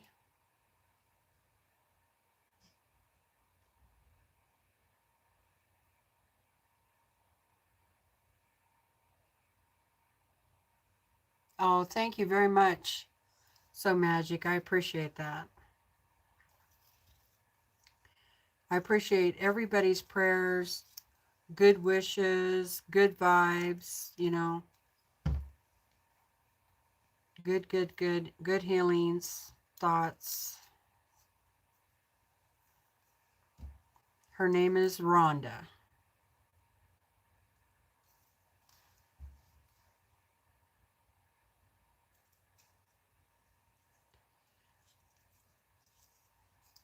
My neck.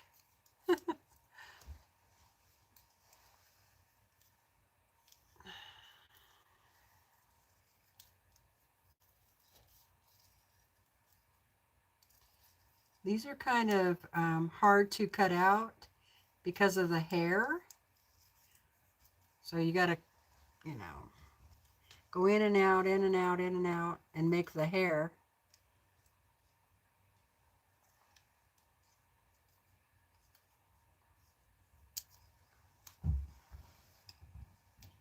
And sometimes it's better if you have little snips.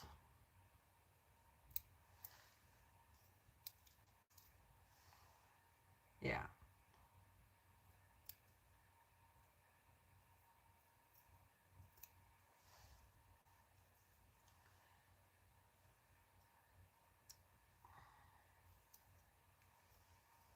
So little snips like this work a little bit better.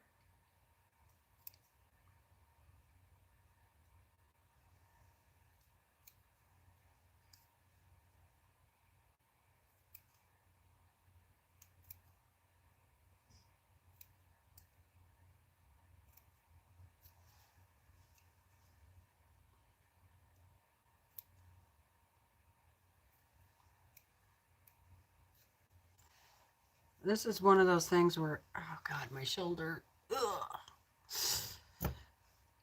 You gotta have patience.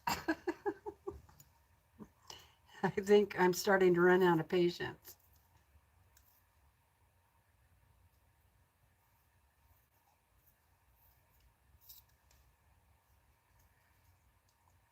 Actually need my other snips. All right. I think I got it. Now, this, hopefully I cut it right.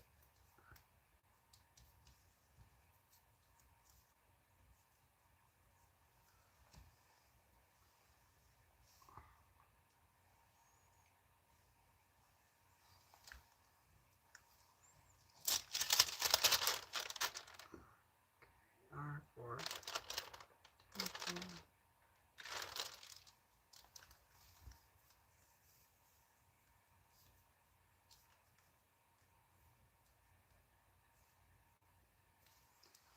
Okay, that looks all right.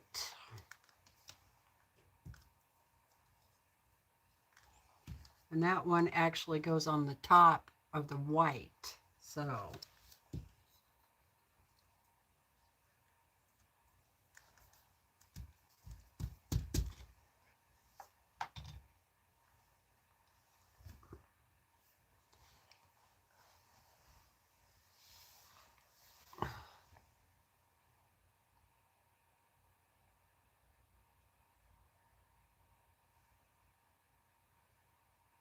Thank you, everybody. I appreciate the prayers. Yes, you can share her name. I think it's, to me, it's more powerful if you have a name. You know what I mean? Oh, all right, just a little break so I can rub out my shoulder here.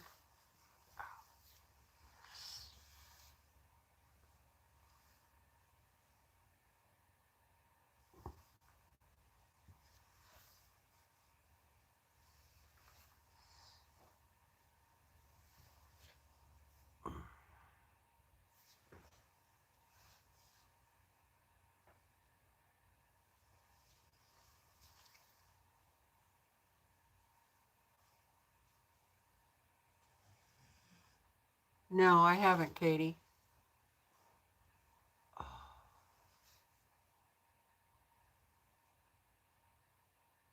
Not yet.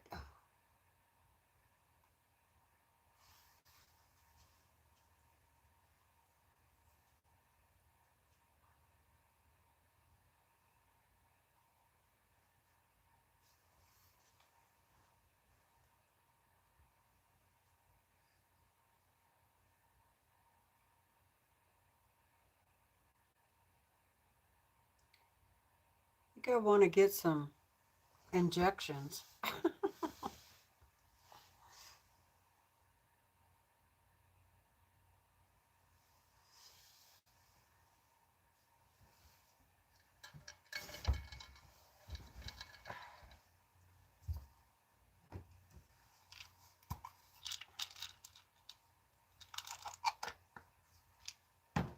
How are we doing on time?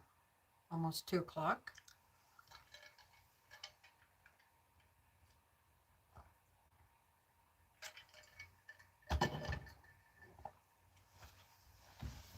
I can't think of anybody else coming on live except for, I think Donna, Handmade by Ying, comes on at 4 o'clock. So we got plenty of time.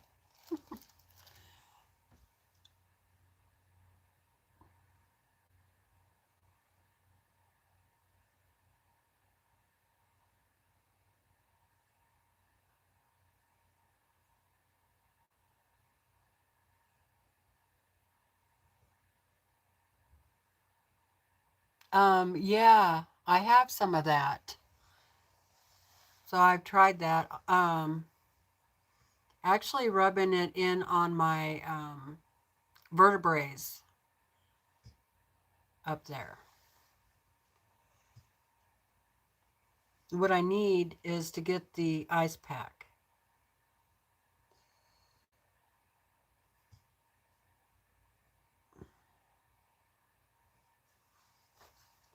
Because I'll show you.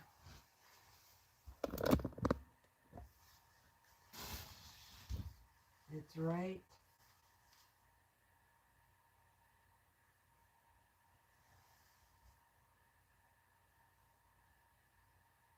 in there.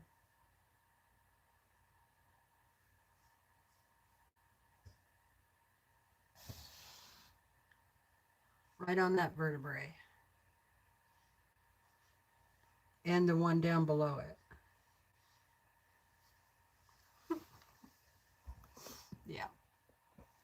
Poor me.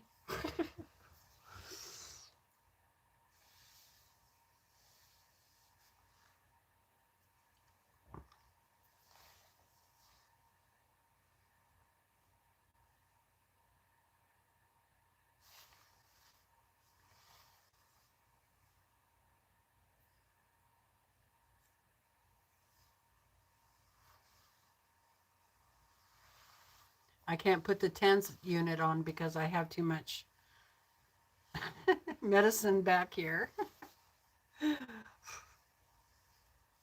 So it's all greasy, you know.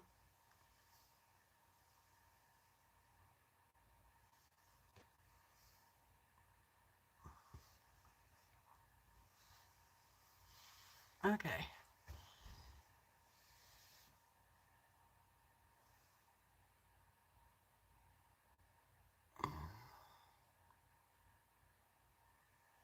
Yeah, you know, I just hope I don't.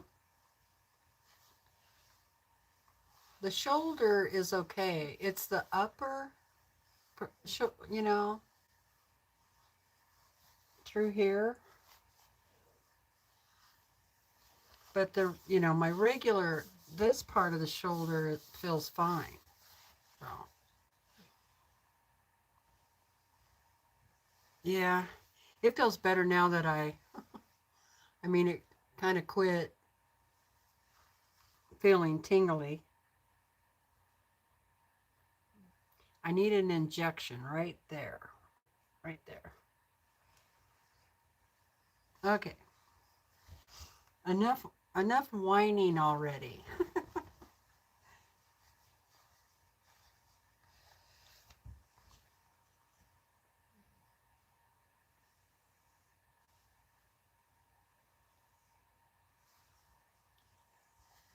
Well, the horse looks pretty good from here. Not too bad.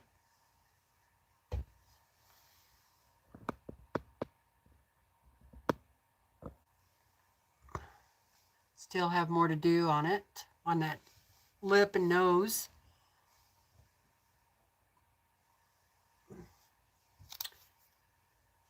Okay, so what are you guys working on? I'm just going to take a little bit of a break for a few minutes or seconds.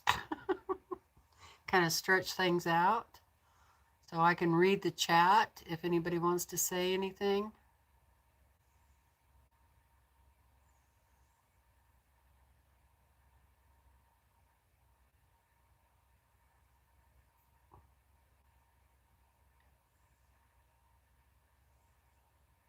How are you feeling today, Katie? Is your sinus infection all cleared up?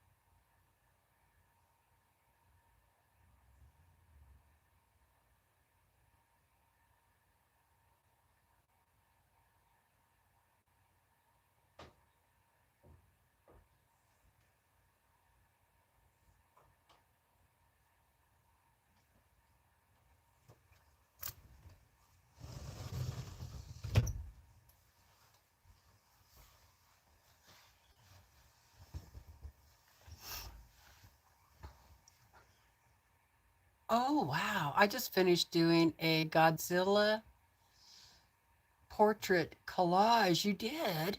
I want to see. I'm cross-stitching a sunflower pattern by the Real Housewives of Cross Stitch. Oh, I bet that's pretty. Are you doing that on the black like they do it? Katie says, I'm doing better. The swelling is almost gone. Just one area is still puffy, but I'm doing much better than I was. Thank you for asking.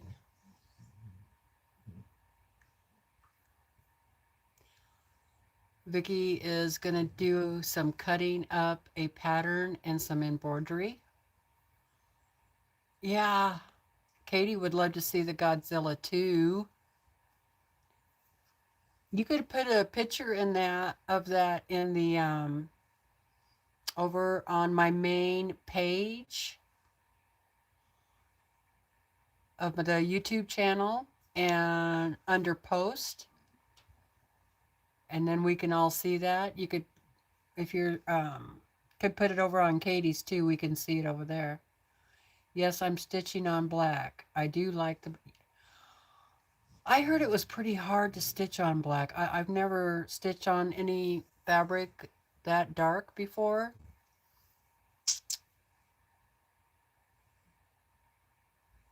So I haven't tried it, but maybe one of these days.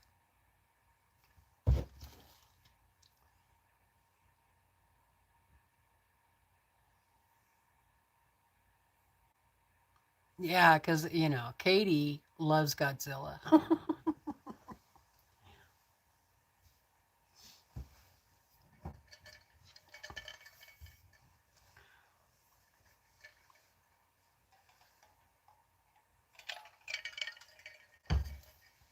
I'm kind of hungry for lunch. So, would you guys like the camera to be closer to the project? Yeah, Godzilla rocks it. Yeah. Or is that close enough? I mean, I know you can zoom in your own devices, but all right. Let's see, where are we at here? Now, when I get, there's a lot of little teeny parts to the nose and a lot of little teeny parts to the eyeballs. So I'll do them separate, you know, like put them all together before I put them on here, is what I'm thinking.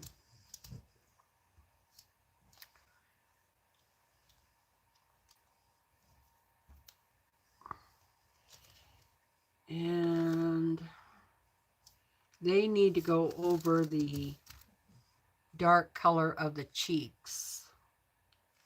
So let me see what I need to finish here. I need R2 15. Where's this one going?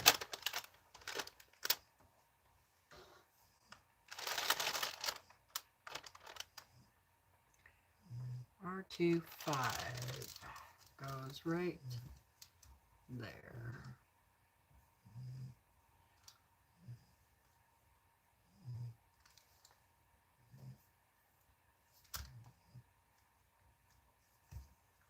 Okay, I can finish cutting this one out, and I'm going to try my other serrated scissors.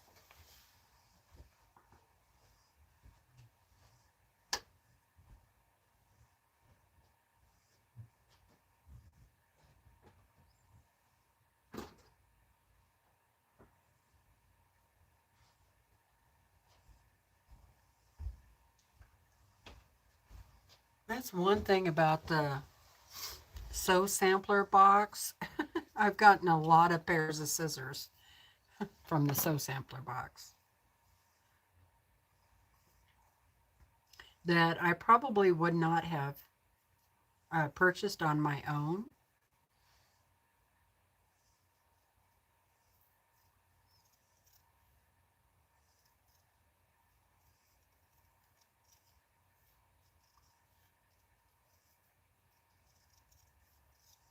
I'll tell you, now I know these are expensive scissors, but they work and they're serrated and they work really good for applique. Jim Holtz, and they stay sharp, you know. Whereas these scissors do not stay sharp.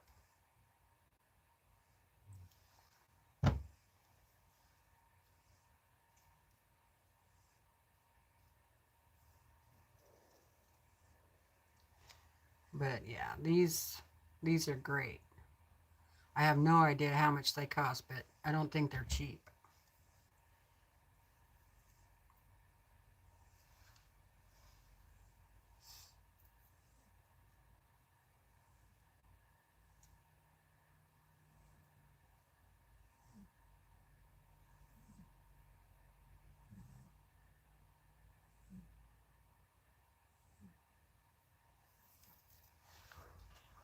Okay, that was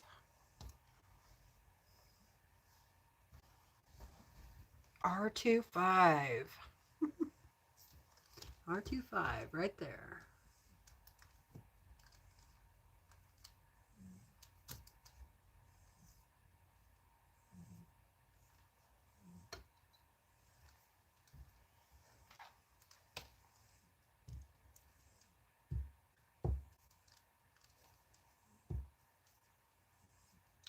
I'm not so sure.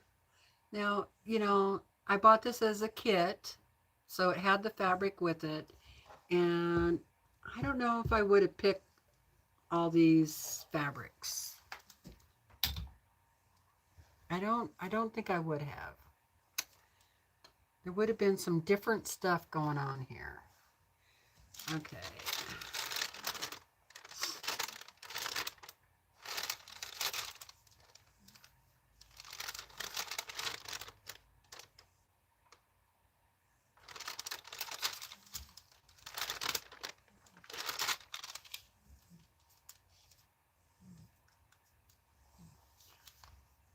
And yes, I'm getting kind of hungry for lunch. Boy, that's a small one right there. R27.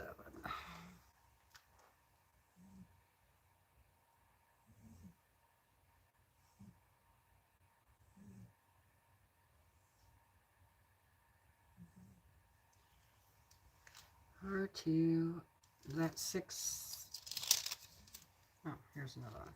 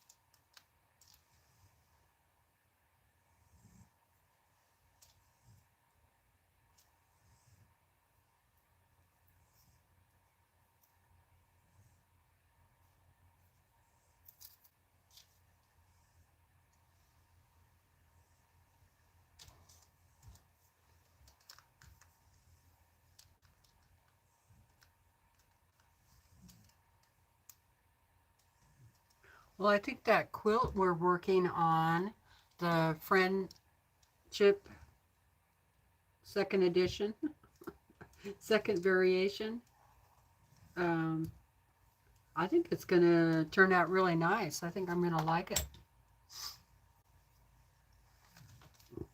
Yeah, all of these lights that they gave for around the eyeballs are pretty similar. There's not enough variation. So some good thread painting might be called for in those areas. Okay. So I'm guessing this one goes over here. Yep.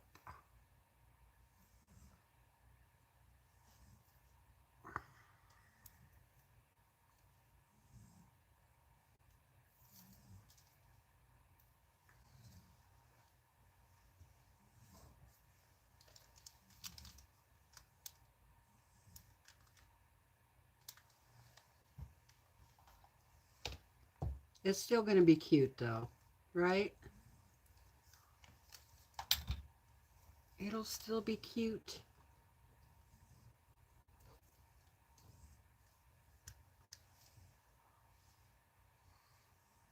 All right, so what else do I need?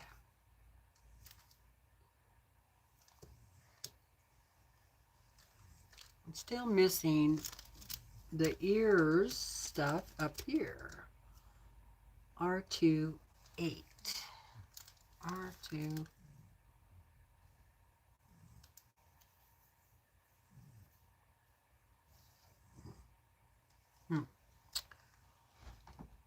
Okay. Is that what this one is? Oh. Maybe I have them here. No. Now, where do these go?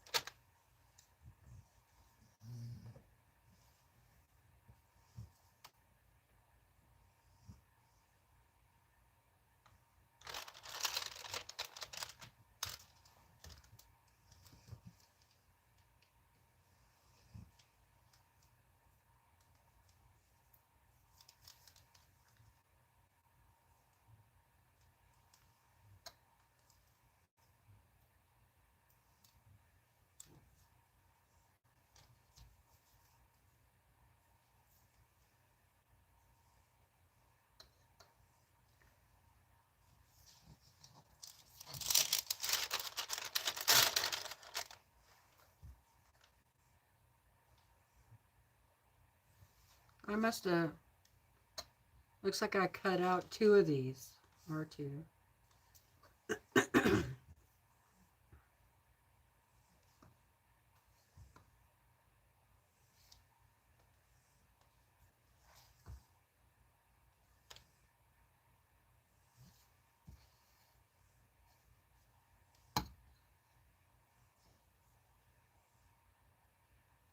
Unless these go over the top of the other ones.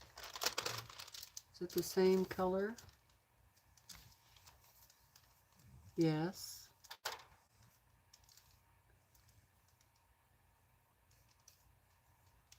But it's a little bit different size.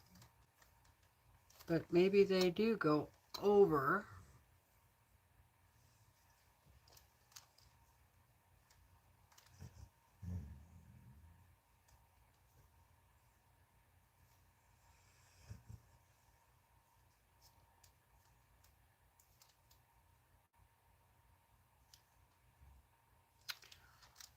Well, I guess I'll just do it that way. Even though it doesn't show it on the pattern here, but looks like it fits anyway.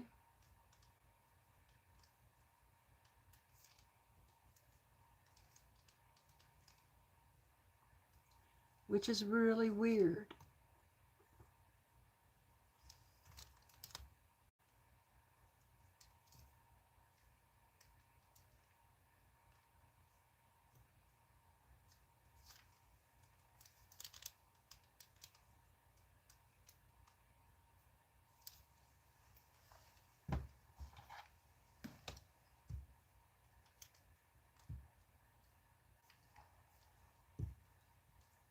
Looks a little different.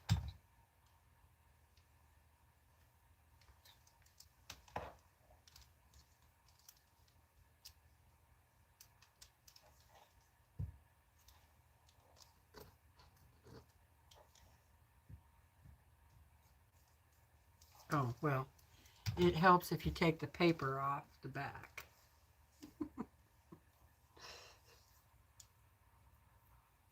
There's the telephone. No.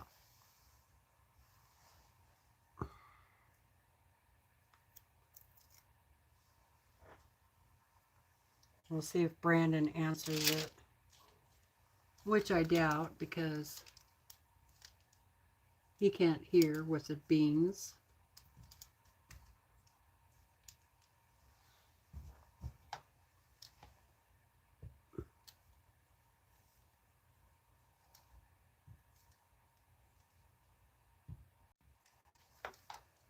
All right. Whew.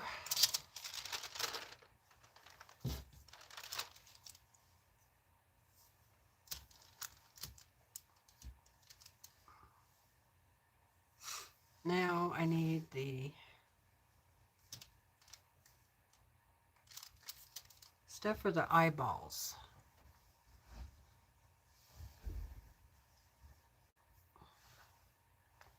And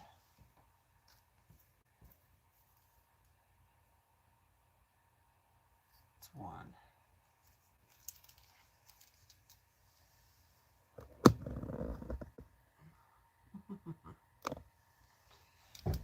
All right, one.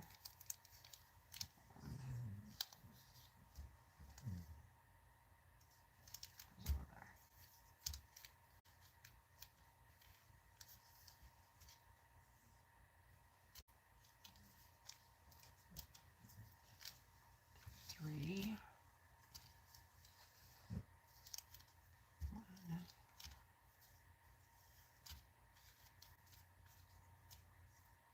So I'm just going through. That's 3. That's 3. And finding any more that are number 2. Looking for eyeballs and noses.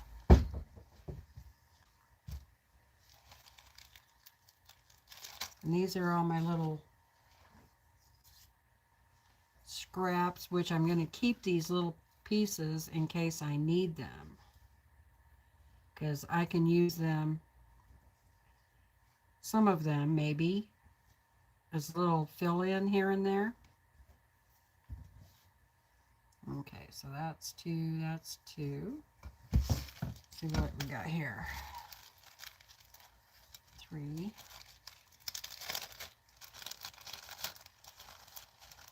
I have a feeling that some of number 2 is in here.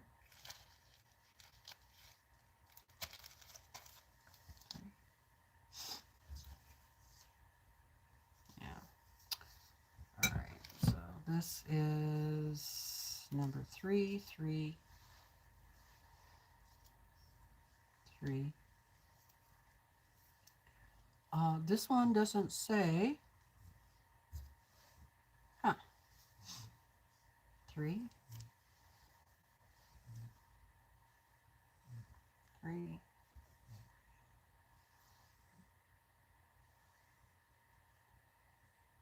3.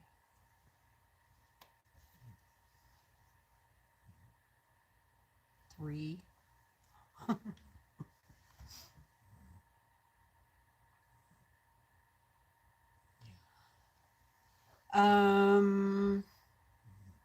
No, it's not easier to do because they picked all the colors for me. I don't know if you heard me say earlier that some of these colors I probably would not have picked. I would have liked a little bit better contrasting colors.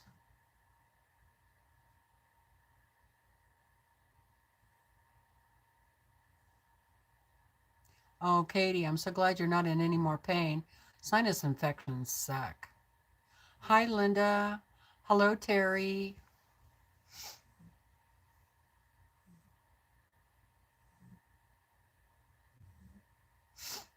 Good evening, says Linda.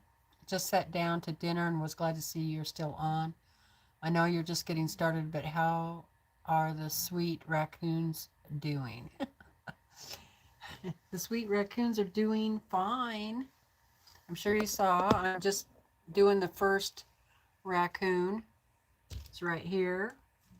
So, of course, I started right in the middle with raccoon number 2. And I'm trying to find the rest of the parts. I thought I had them organized, and I didn't. Yeah, I used to get sinus infections all the time. I actually had a really bad sinus stuff going on yesterday. My eyes would not quit watering. It drove me crazy. Oh, it's 3, 3.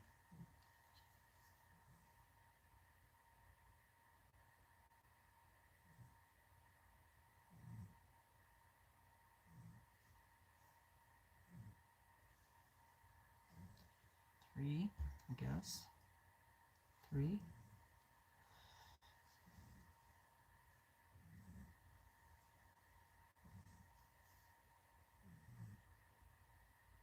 Haha! R2. There it is. I cannot tell what it is. That's the problem. So, is it easier having the pattern pieces like how you do with applique? And some of the pieces, yeah. Like the bigger pieces, but these little pieces, not so much. R3. Because I think I might have been done maybe by now if I'd just been cutting them how I want. R. Okay. It's hard to say. I could do this again, but just, do it how I want, like how I did the horse, and see which one is faster. Okay, so I think this is 3 and 3. Okay, so 2, 2, 2, but I'm just not sure what those are. Okay, let's see what's this.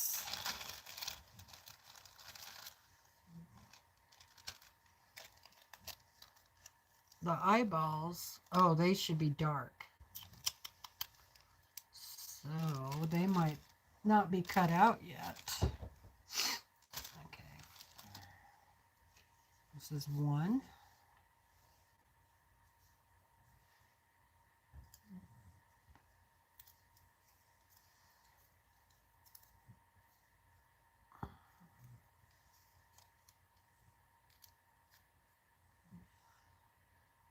This, it doesn't have a number on it, which is really weird. But I think it's part of number 3's nose.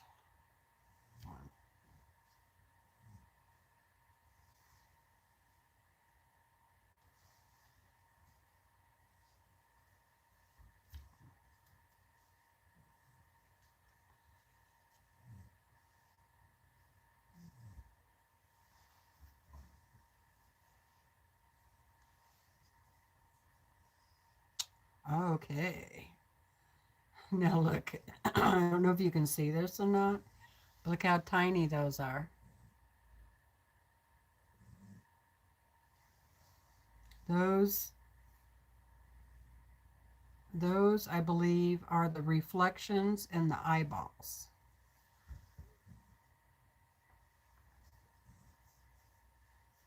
Yeah, okay, here's some more eyeball stuff. Okay. Eyeballs, eyeballs.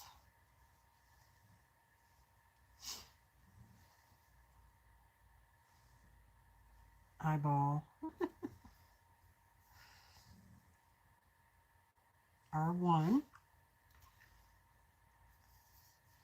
R1. R1.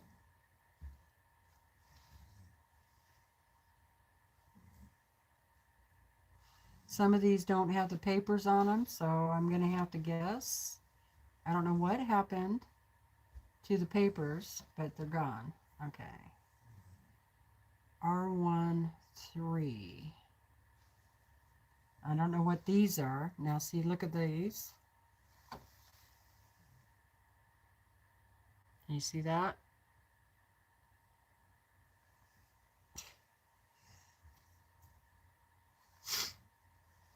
I'm not too sure. Oh, here, R1. Okay. Not sure what that is either. R1. 1. And 1. Okay.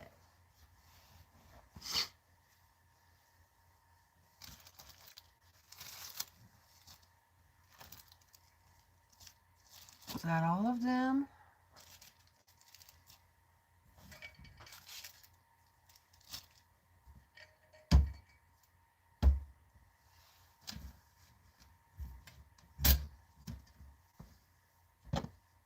Looks like it. So where are the darks of the eyeballs? That is the question. Let's see.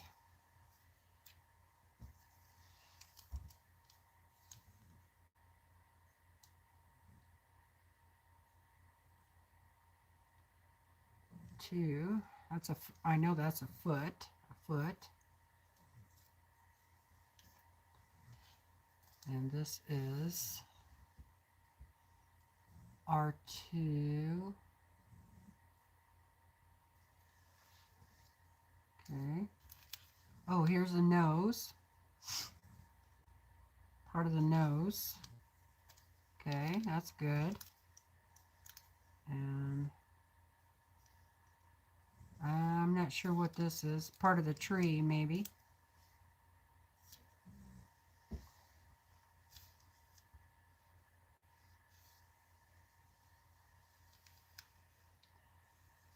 Yeah, Yeah, so everything with an R means raccoon, you know. So R1 is raccoon number 1, R2, raccoon number 2, and then we have R3.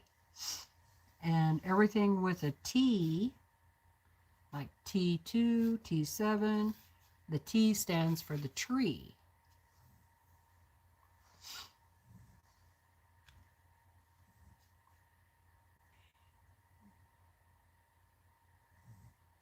And when it says, so when you're putting them down on the pattern, you should start with T1 and then do T2 and then do T3, 4, 5, 6, you know, on that way.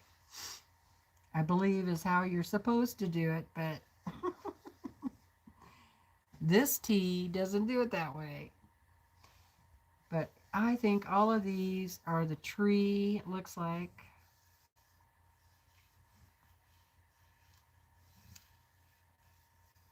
Yeah, I don't see any R's on that.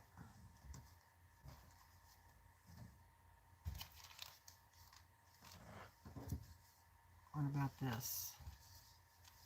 These are just my scraps. Yeah, these are just scraps.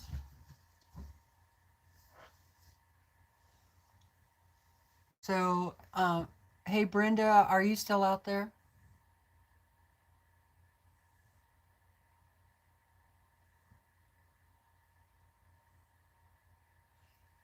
Yeah, sinuses can cause them, but oh God, migraine headaches, I think are like one of the worst types of pain. I've only had one cluster headache like that, knock on wood, that I don't ever get another one of those. And oh my God, I thought I was gonna die.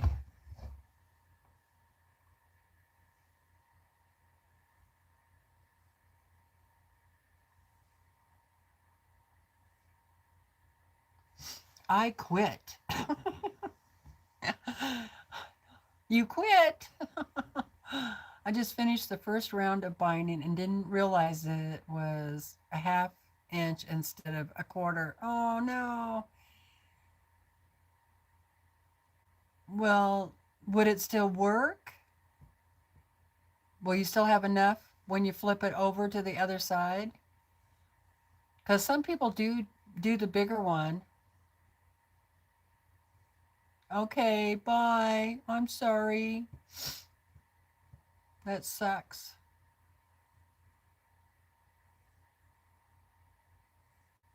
Um, so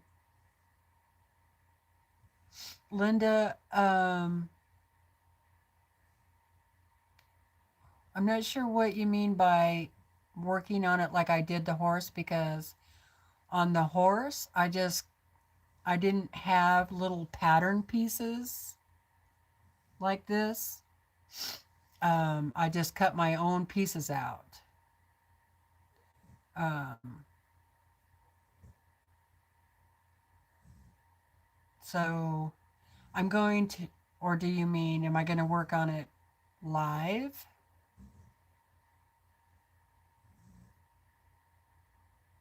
But so yes, I'm going to work on it because, and I have these pieces that were actually patterns, like an applique, right?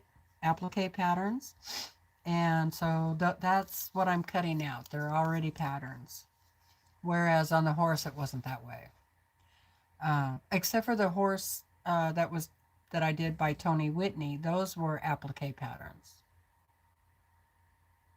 No, well, I cut them out, but they were, there was a pattern to go around. So, like, I don't know if, can you see that? So I need to finish cutting that one out.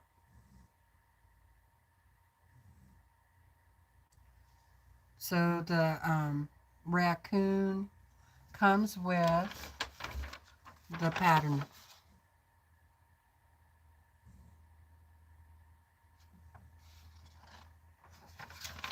Whereas the horse, you have the big pattern, you know, but you don't have the little applique patterns, templates, or whatever you want to call them for the big horse. Okay, let's see. Two.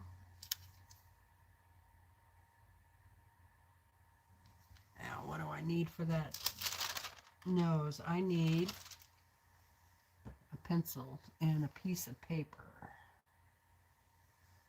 This will work. Okay, for the nose, I need R2, 23, R2, 22, R2, 21. So they're little nose pieces. Let's see, R221.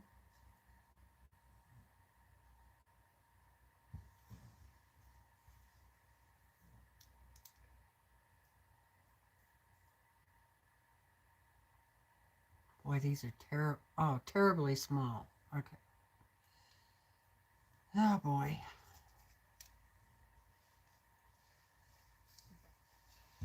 And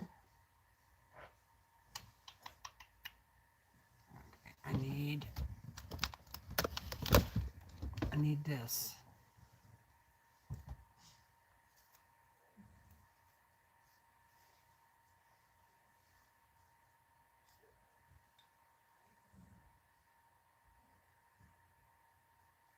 Oops. Oops, I forgot. Don't use your wool mat.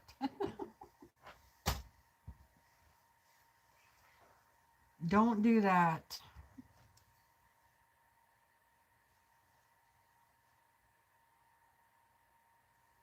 Because this little iron is way too hot for a wool mat.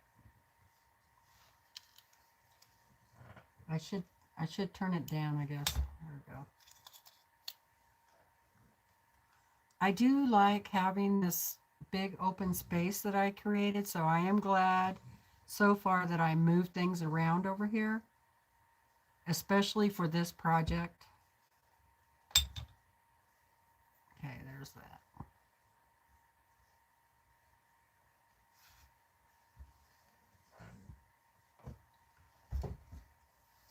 All right. That's, looks like one. A lot of my pencil drawing has faded.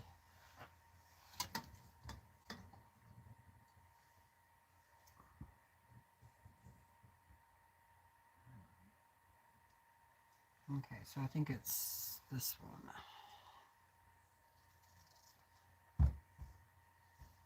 And I can go right there. Okay.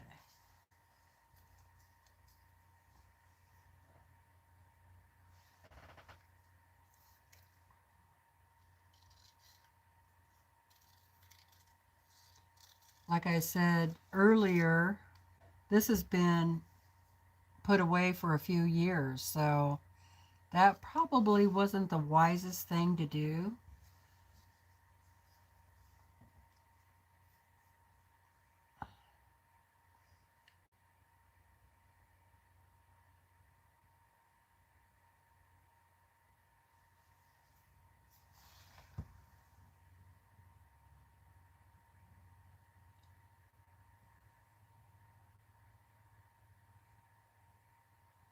Okay, I don't understand the eyeballs there. Okay, this is number 2. Okay, I'll take that. 2, 2. I think if I would have gone from this, you know, cutting things out from the very beginning when I was doing everything right at the very beginning, and then started doing the putting everything together, it would have gone smoother.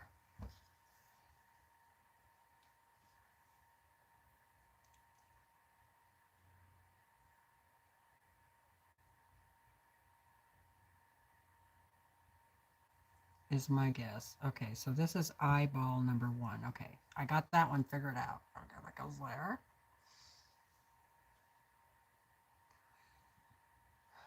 Eyeball.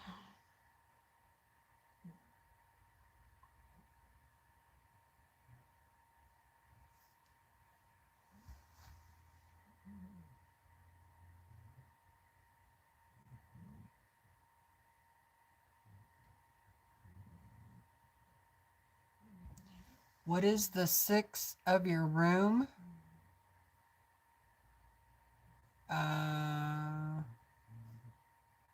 What is the size of your room?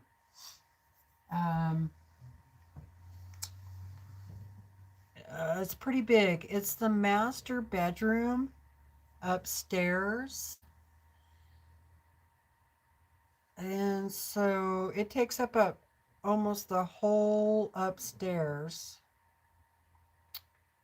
The upstairs is like 980 square feet, I think. So the room is longer than it is wide, I think. I want to say that it is,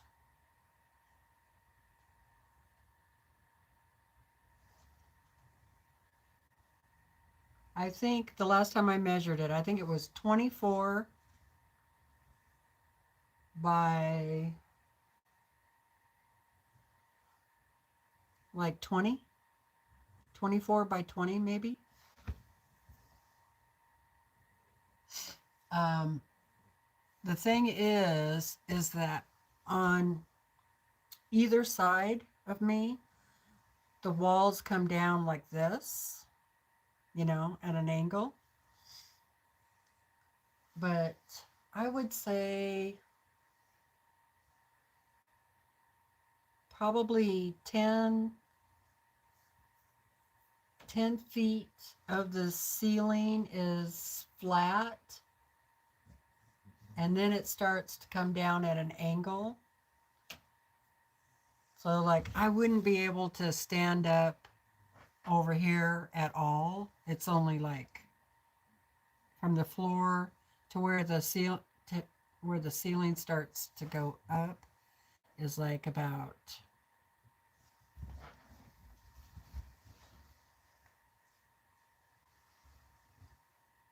4 foot, 3.5, 4 foot, maybe.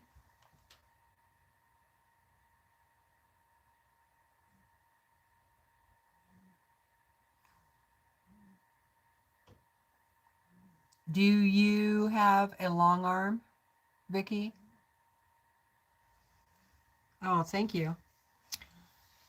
Yeah, because when I was first in this room, I didn't have the long arm, and so it was a lot better then. I had a lot more room.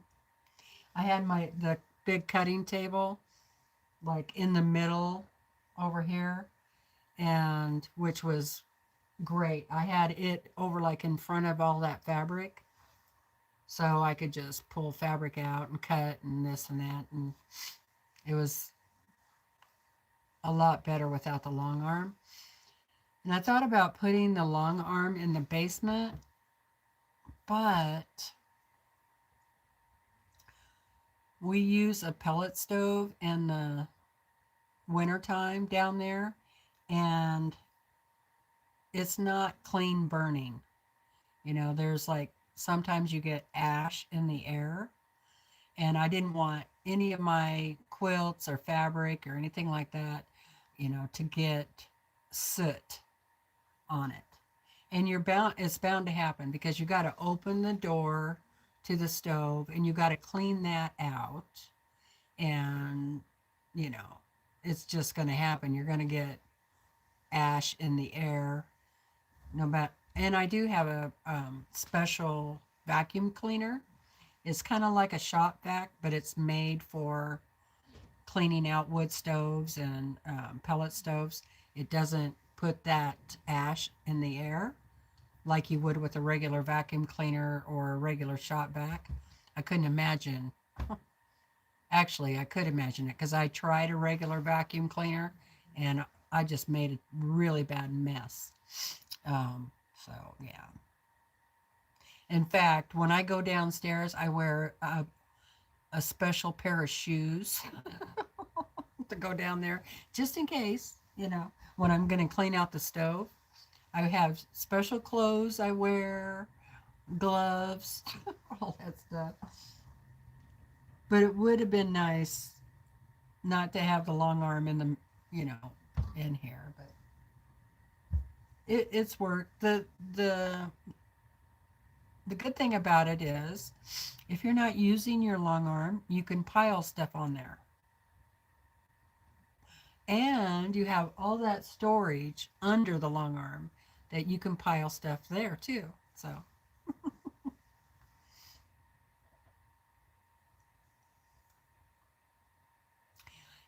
if I'd had to do it over again, I might have gotten me a sit down long arm.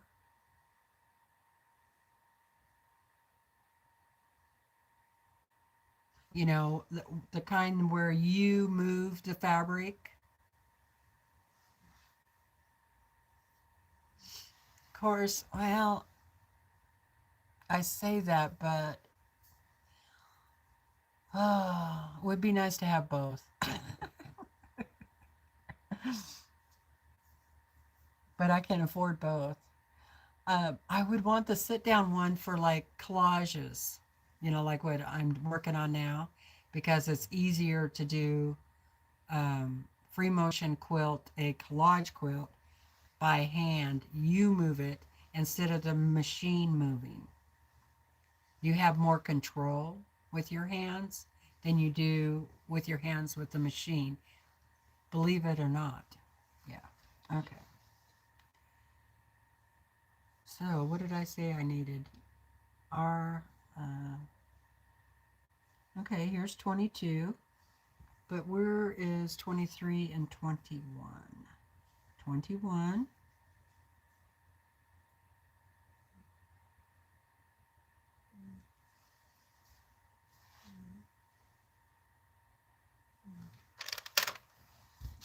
What color is that nose? Okay, the nose is black, light, and brown.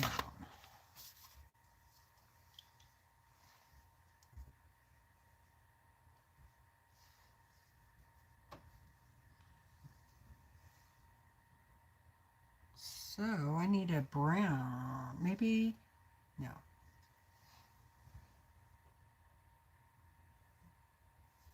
Can't be that light. So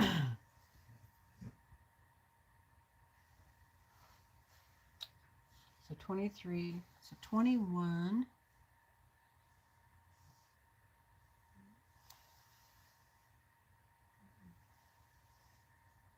22.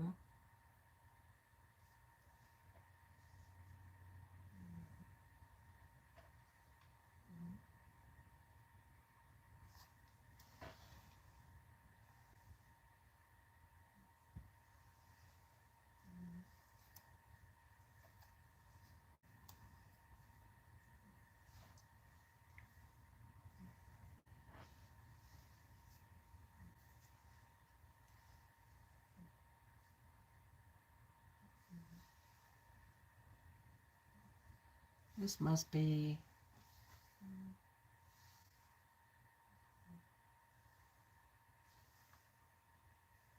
all right, so that's got to be the bottom. The problem is that some of the pencil marking has faded. So I wish I would have used a permanent marker on these papers.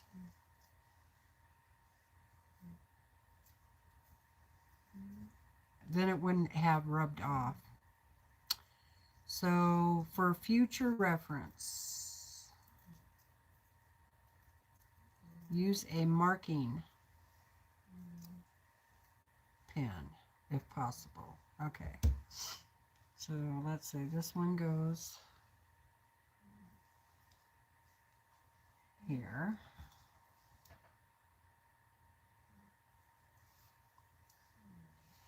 And then 22.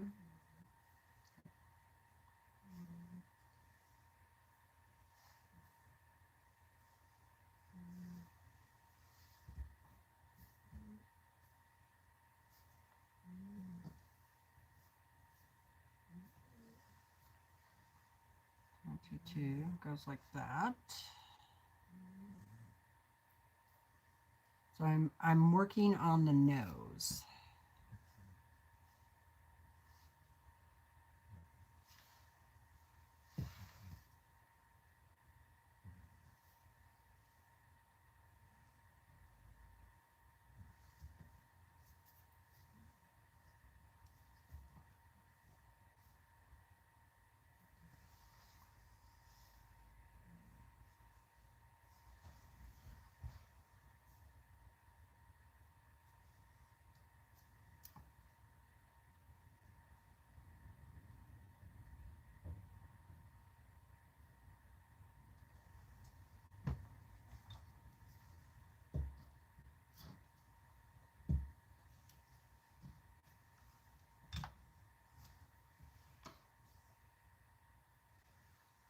And then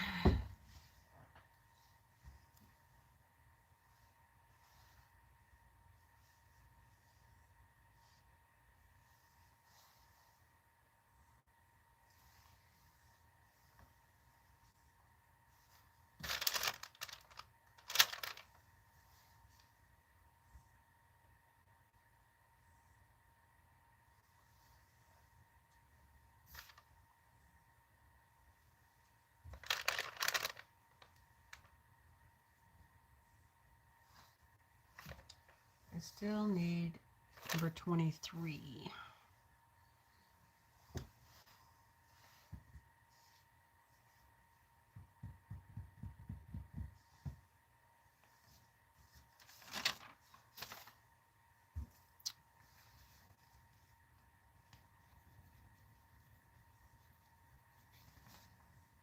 And that's a lighter brown.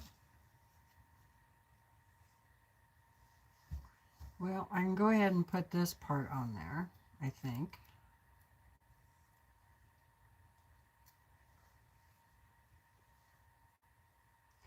This is so confusing.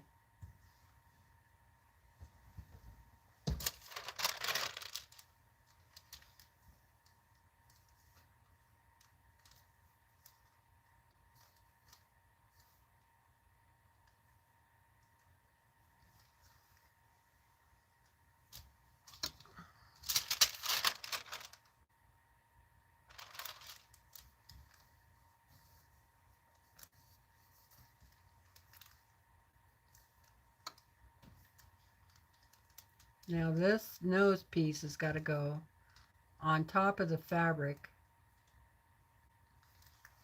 that I've already put on there.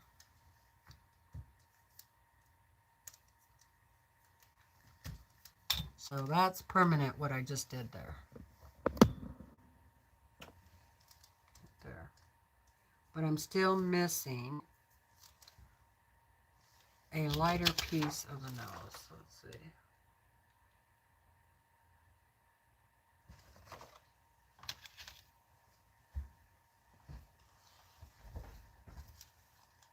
It's not that color. It's this color.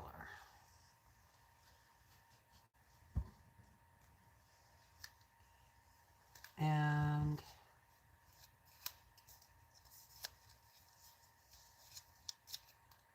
number 9. Color number 9.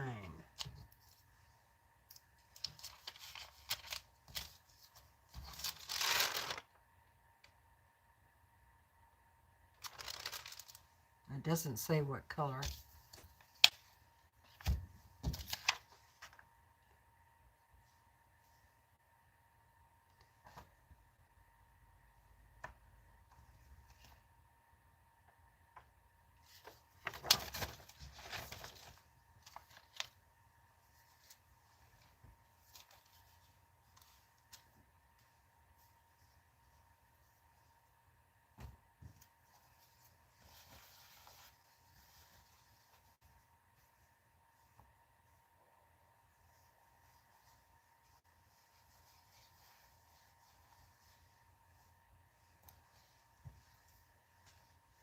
Now what I could do, put some stapler or fusible on this and just cut the piece out myself. All right? Because I do not see that piece at all. And I don't have any more little baggies with fabric in it.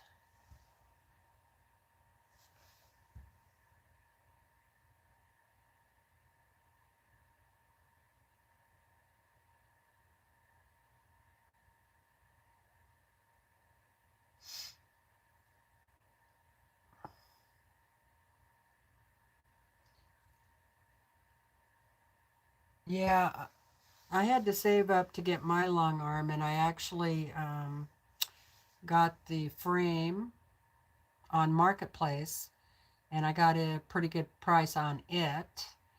And then I probably kept looking for about 6 months or more. Actually, it was longer than that because I had my brother's sewing machine up on my long arm frame for a while.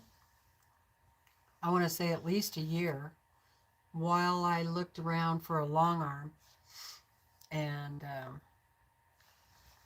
then the long arm went on sale, so I went ahead and bought that. But my brother's sewing machine worked pretty good. It was a lot of work using that because, you know, you only had about that much space to quilt, and so there, you know, you had to do a lot of passes, but it's doable. So, well, you guys, it's almost 3 o'clock. I think I've been on here long enough, and I need to put an ice pack on my shoulder. I almost hate to quit because I have this, think I have this figured out what I'm doing here, and as soon as I quit, then I'm going to have to, you know, figure it out again. Now I've got a bunch of little teeny brown pieces. Let's see, I might have something that would work for that nose, but I need a different color. So all right, I'm going to put fusible on this piece of fabric, on the whole thing, because you know, I'm definitely not going to use it whole thing, but I can use it in my prepped fabric stash.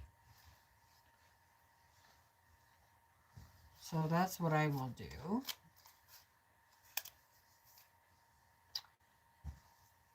And I definitely think I'm going to need it for the rest of the noses because I do not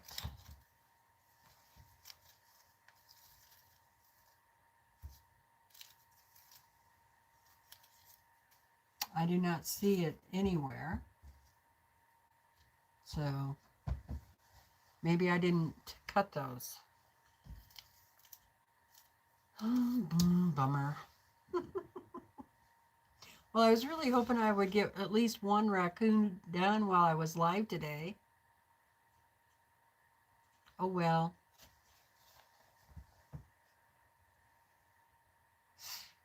That's the way it goes.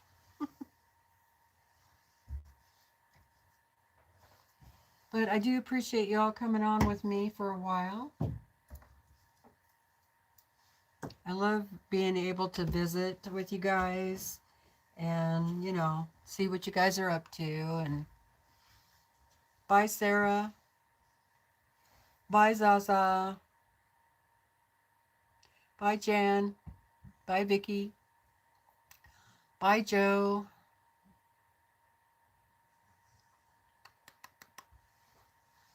Bye, Jamie. Bye, Mona. Bye, Katie.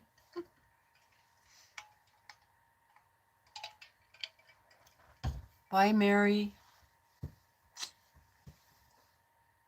Bye, Jess. Have a good day. Maybe I'll see you guys over in Donna's chat. She comes on in an hour. And unless she canceled. But as far as I know, she's coming on in an hour. Oh, I'm going to start turning stuff off here.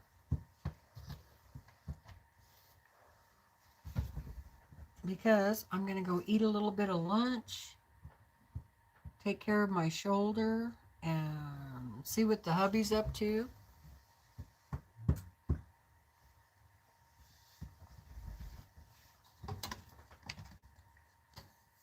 And then I might come back up and do some more, depending.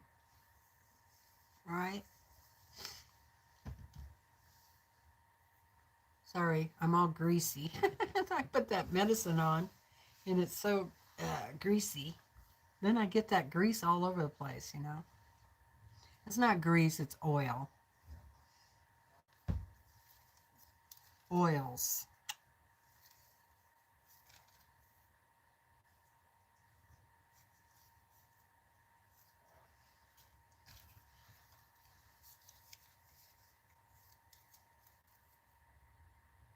Bye, Nanette.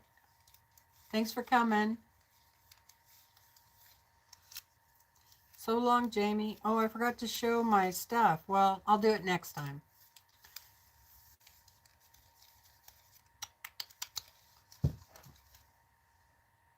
I'll do it next time. I can't wait to pull my... Oh, Lynn, hi. Sorry, I don't remember if I said hello to you earlier. Well, thanks for being here. While you were cutting up the strips, great. Glad to hear it. Anyway, yeah, I can't wait to pull my threads and fabric for those patterns. That's going to be awesome. Hi, Suzanne. Just getting ready to go. Got about 3 minutes.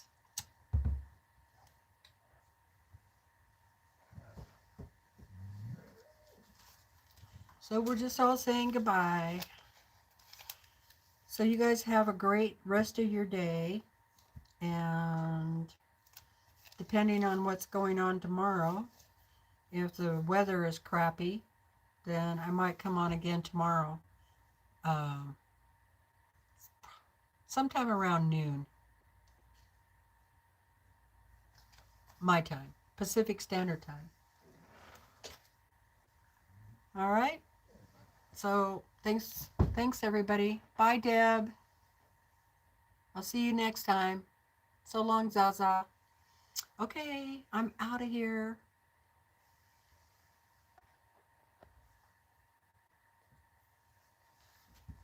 Bye.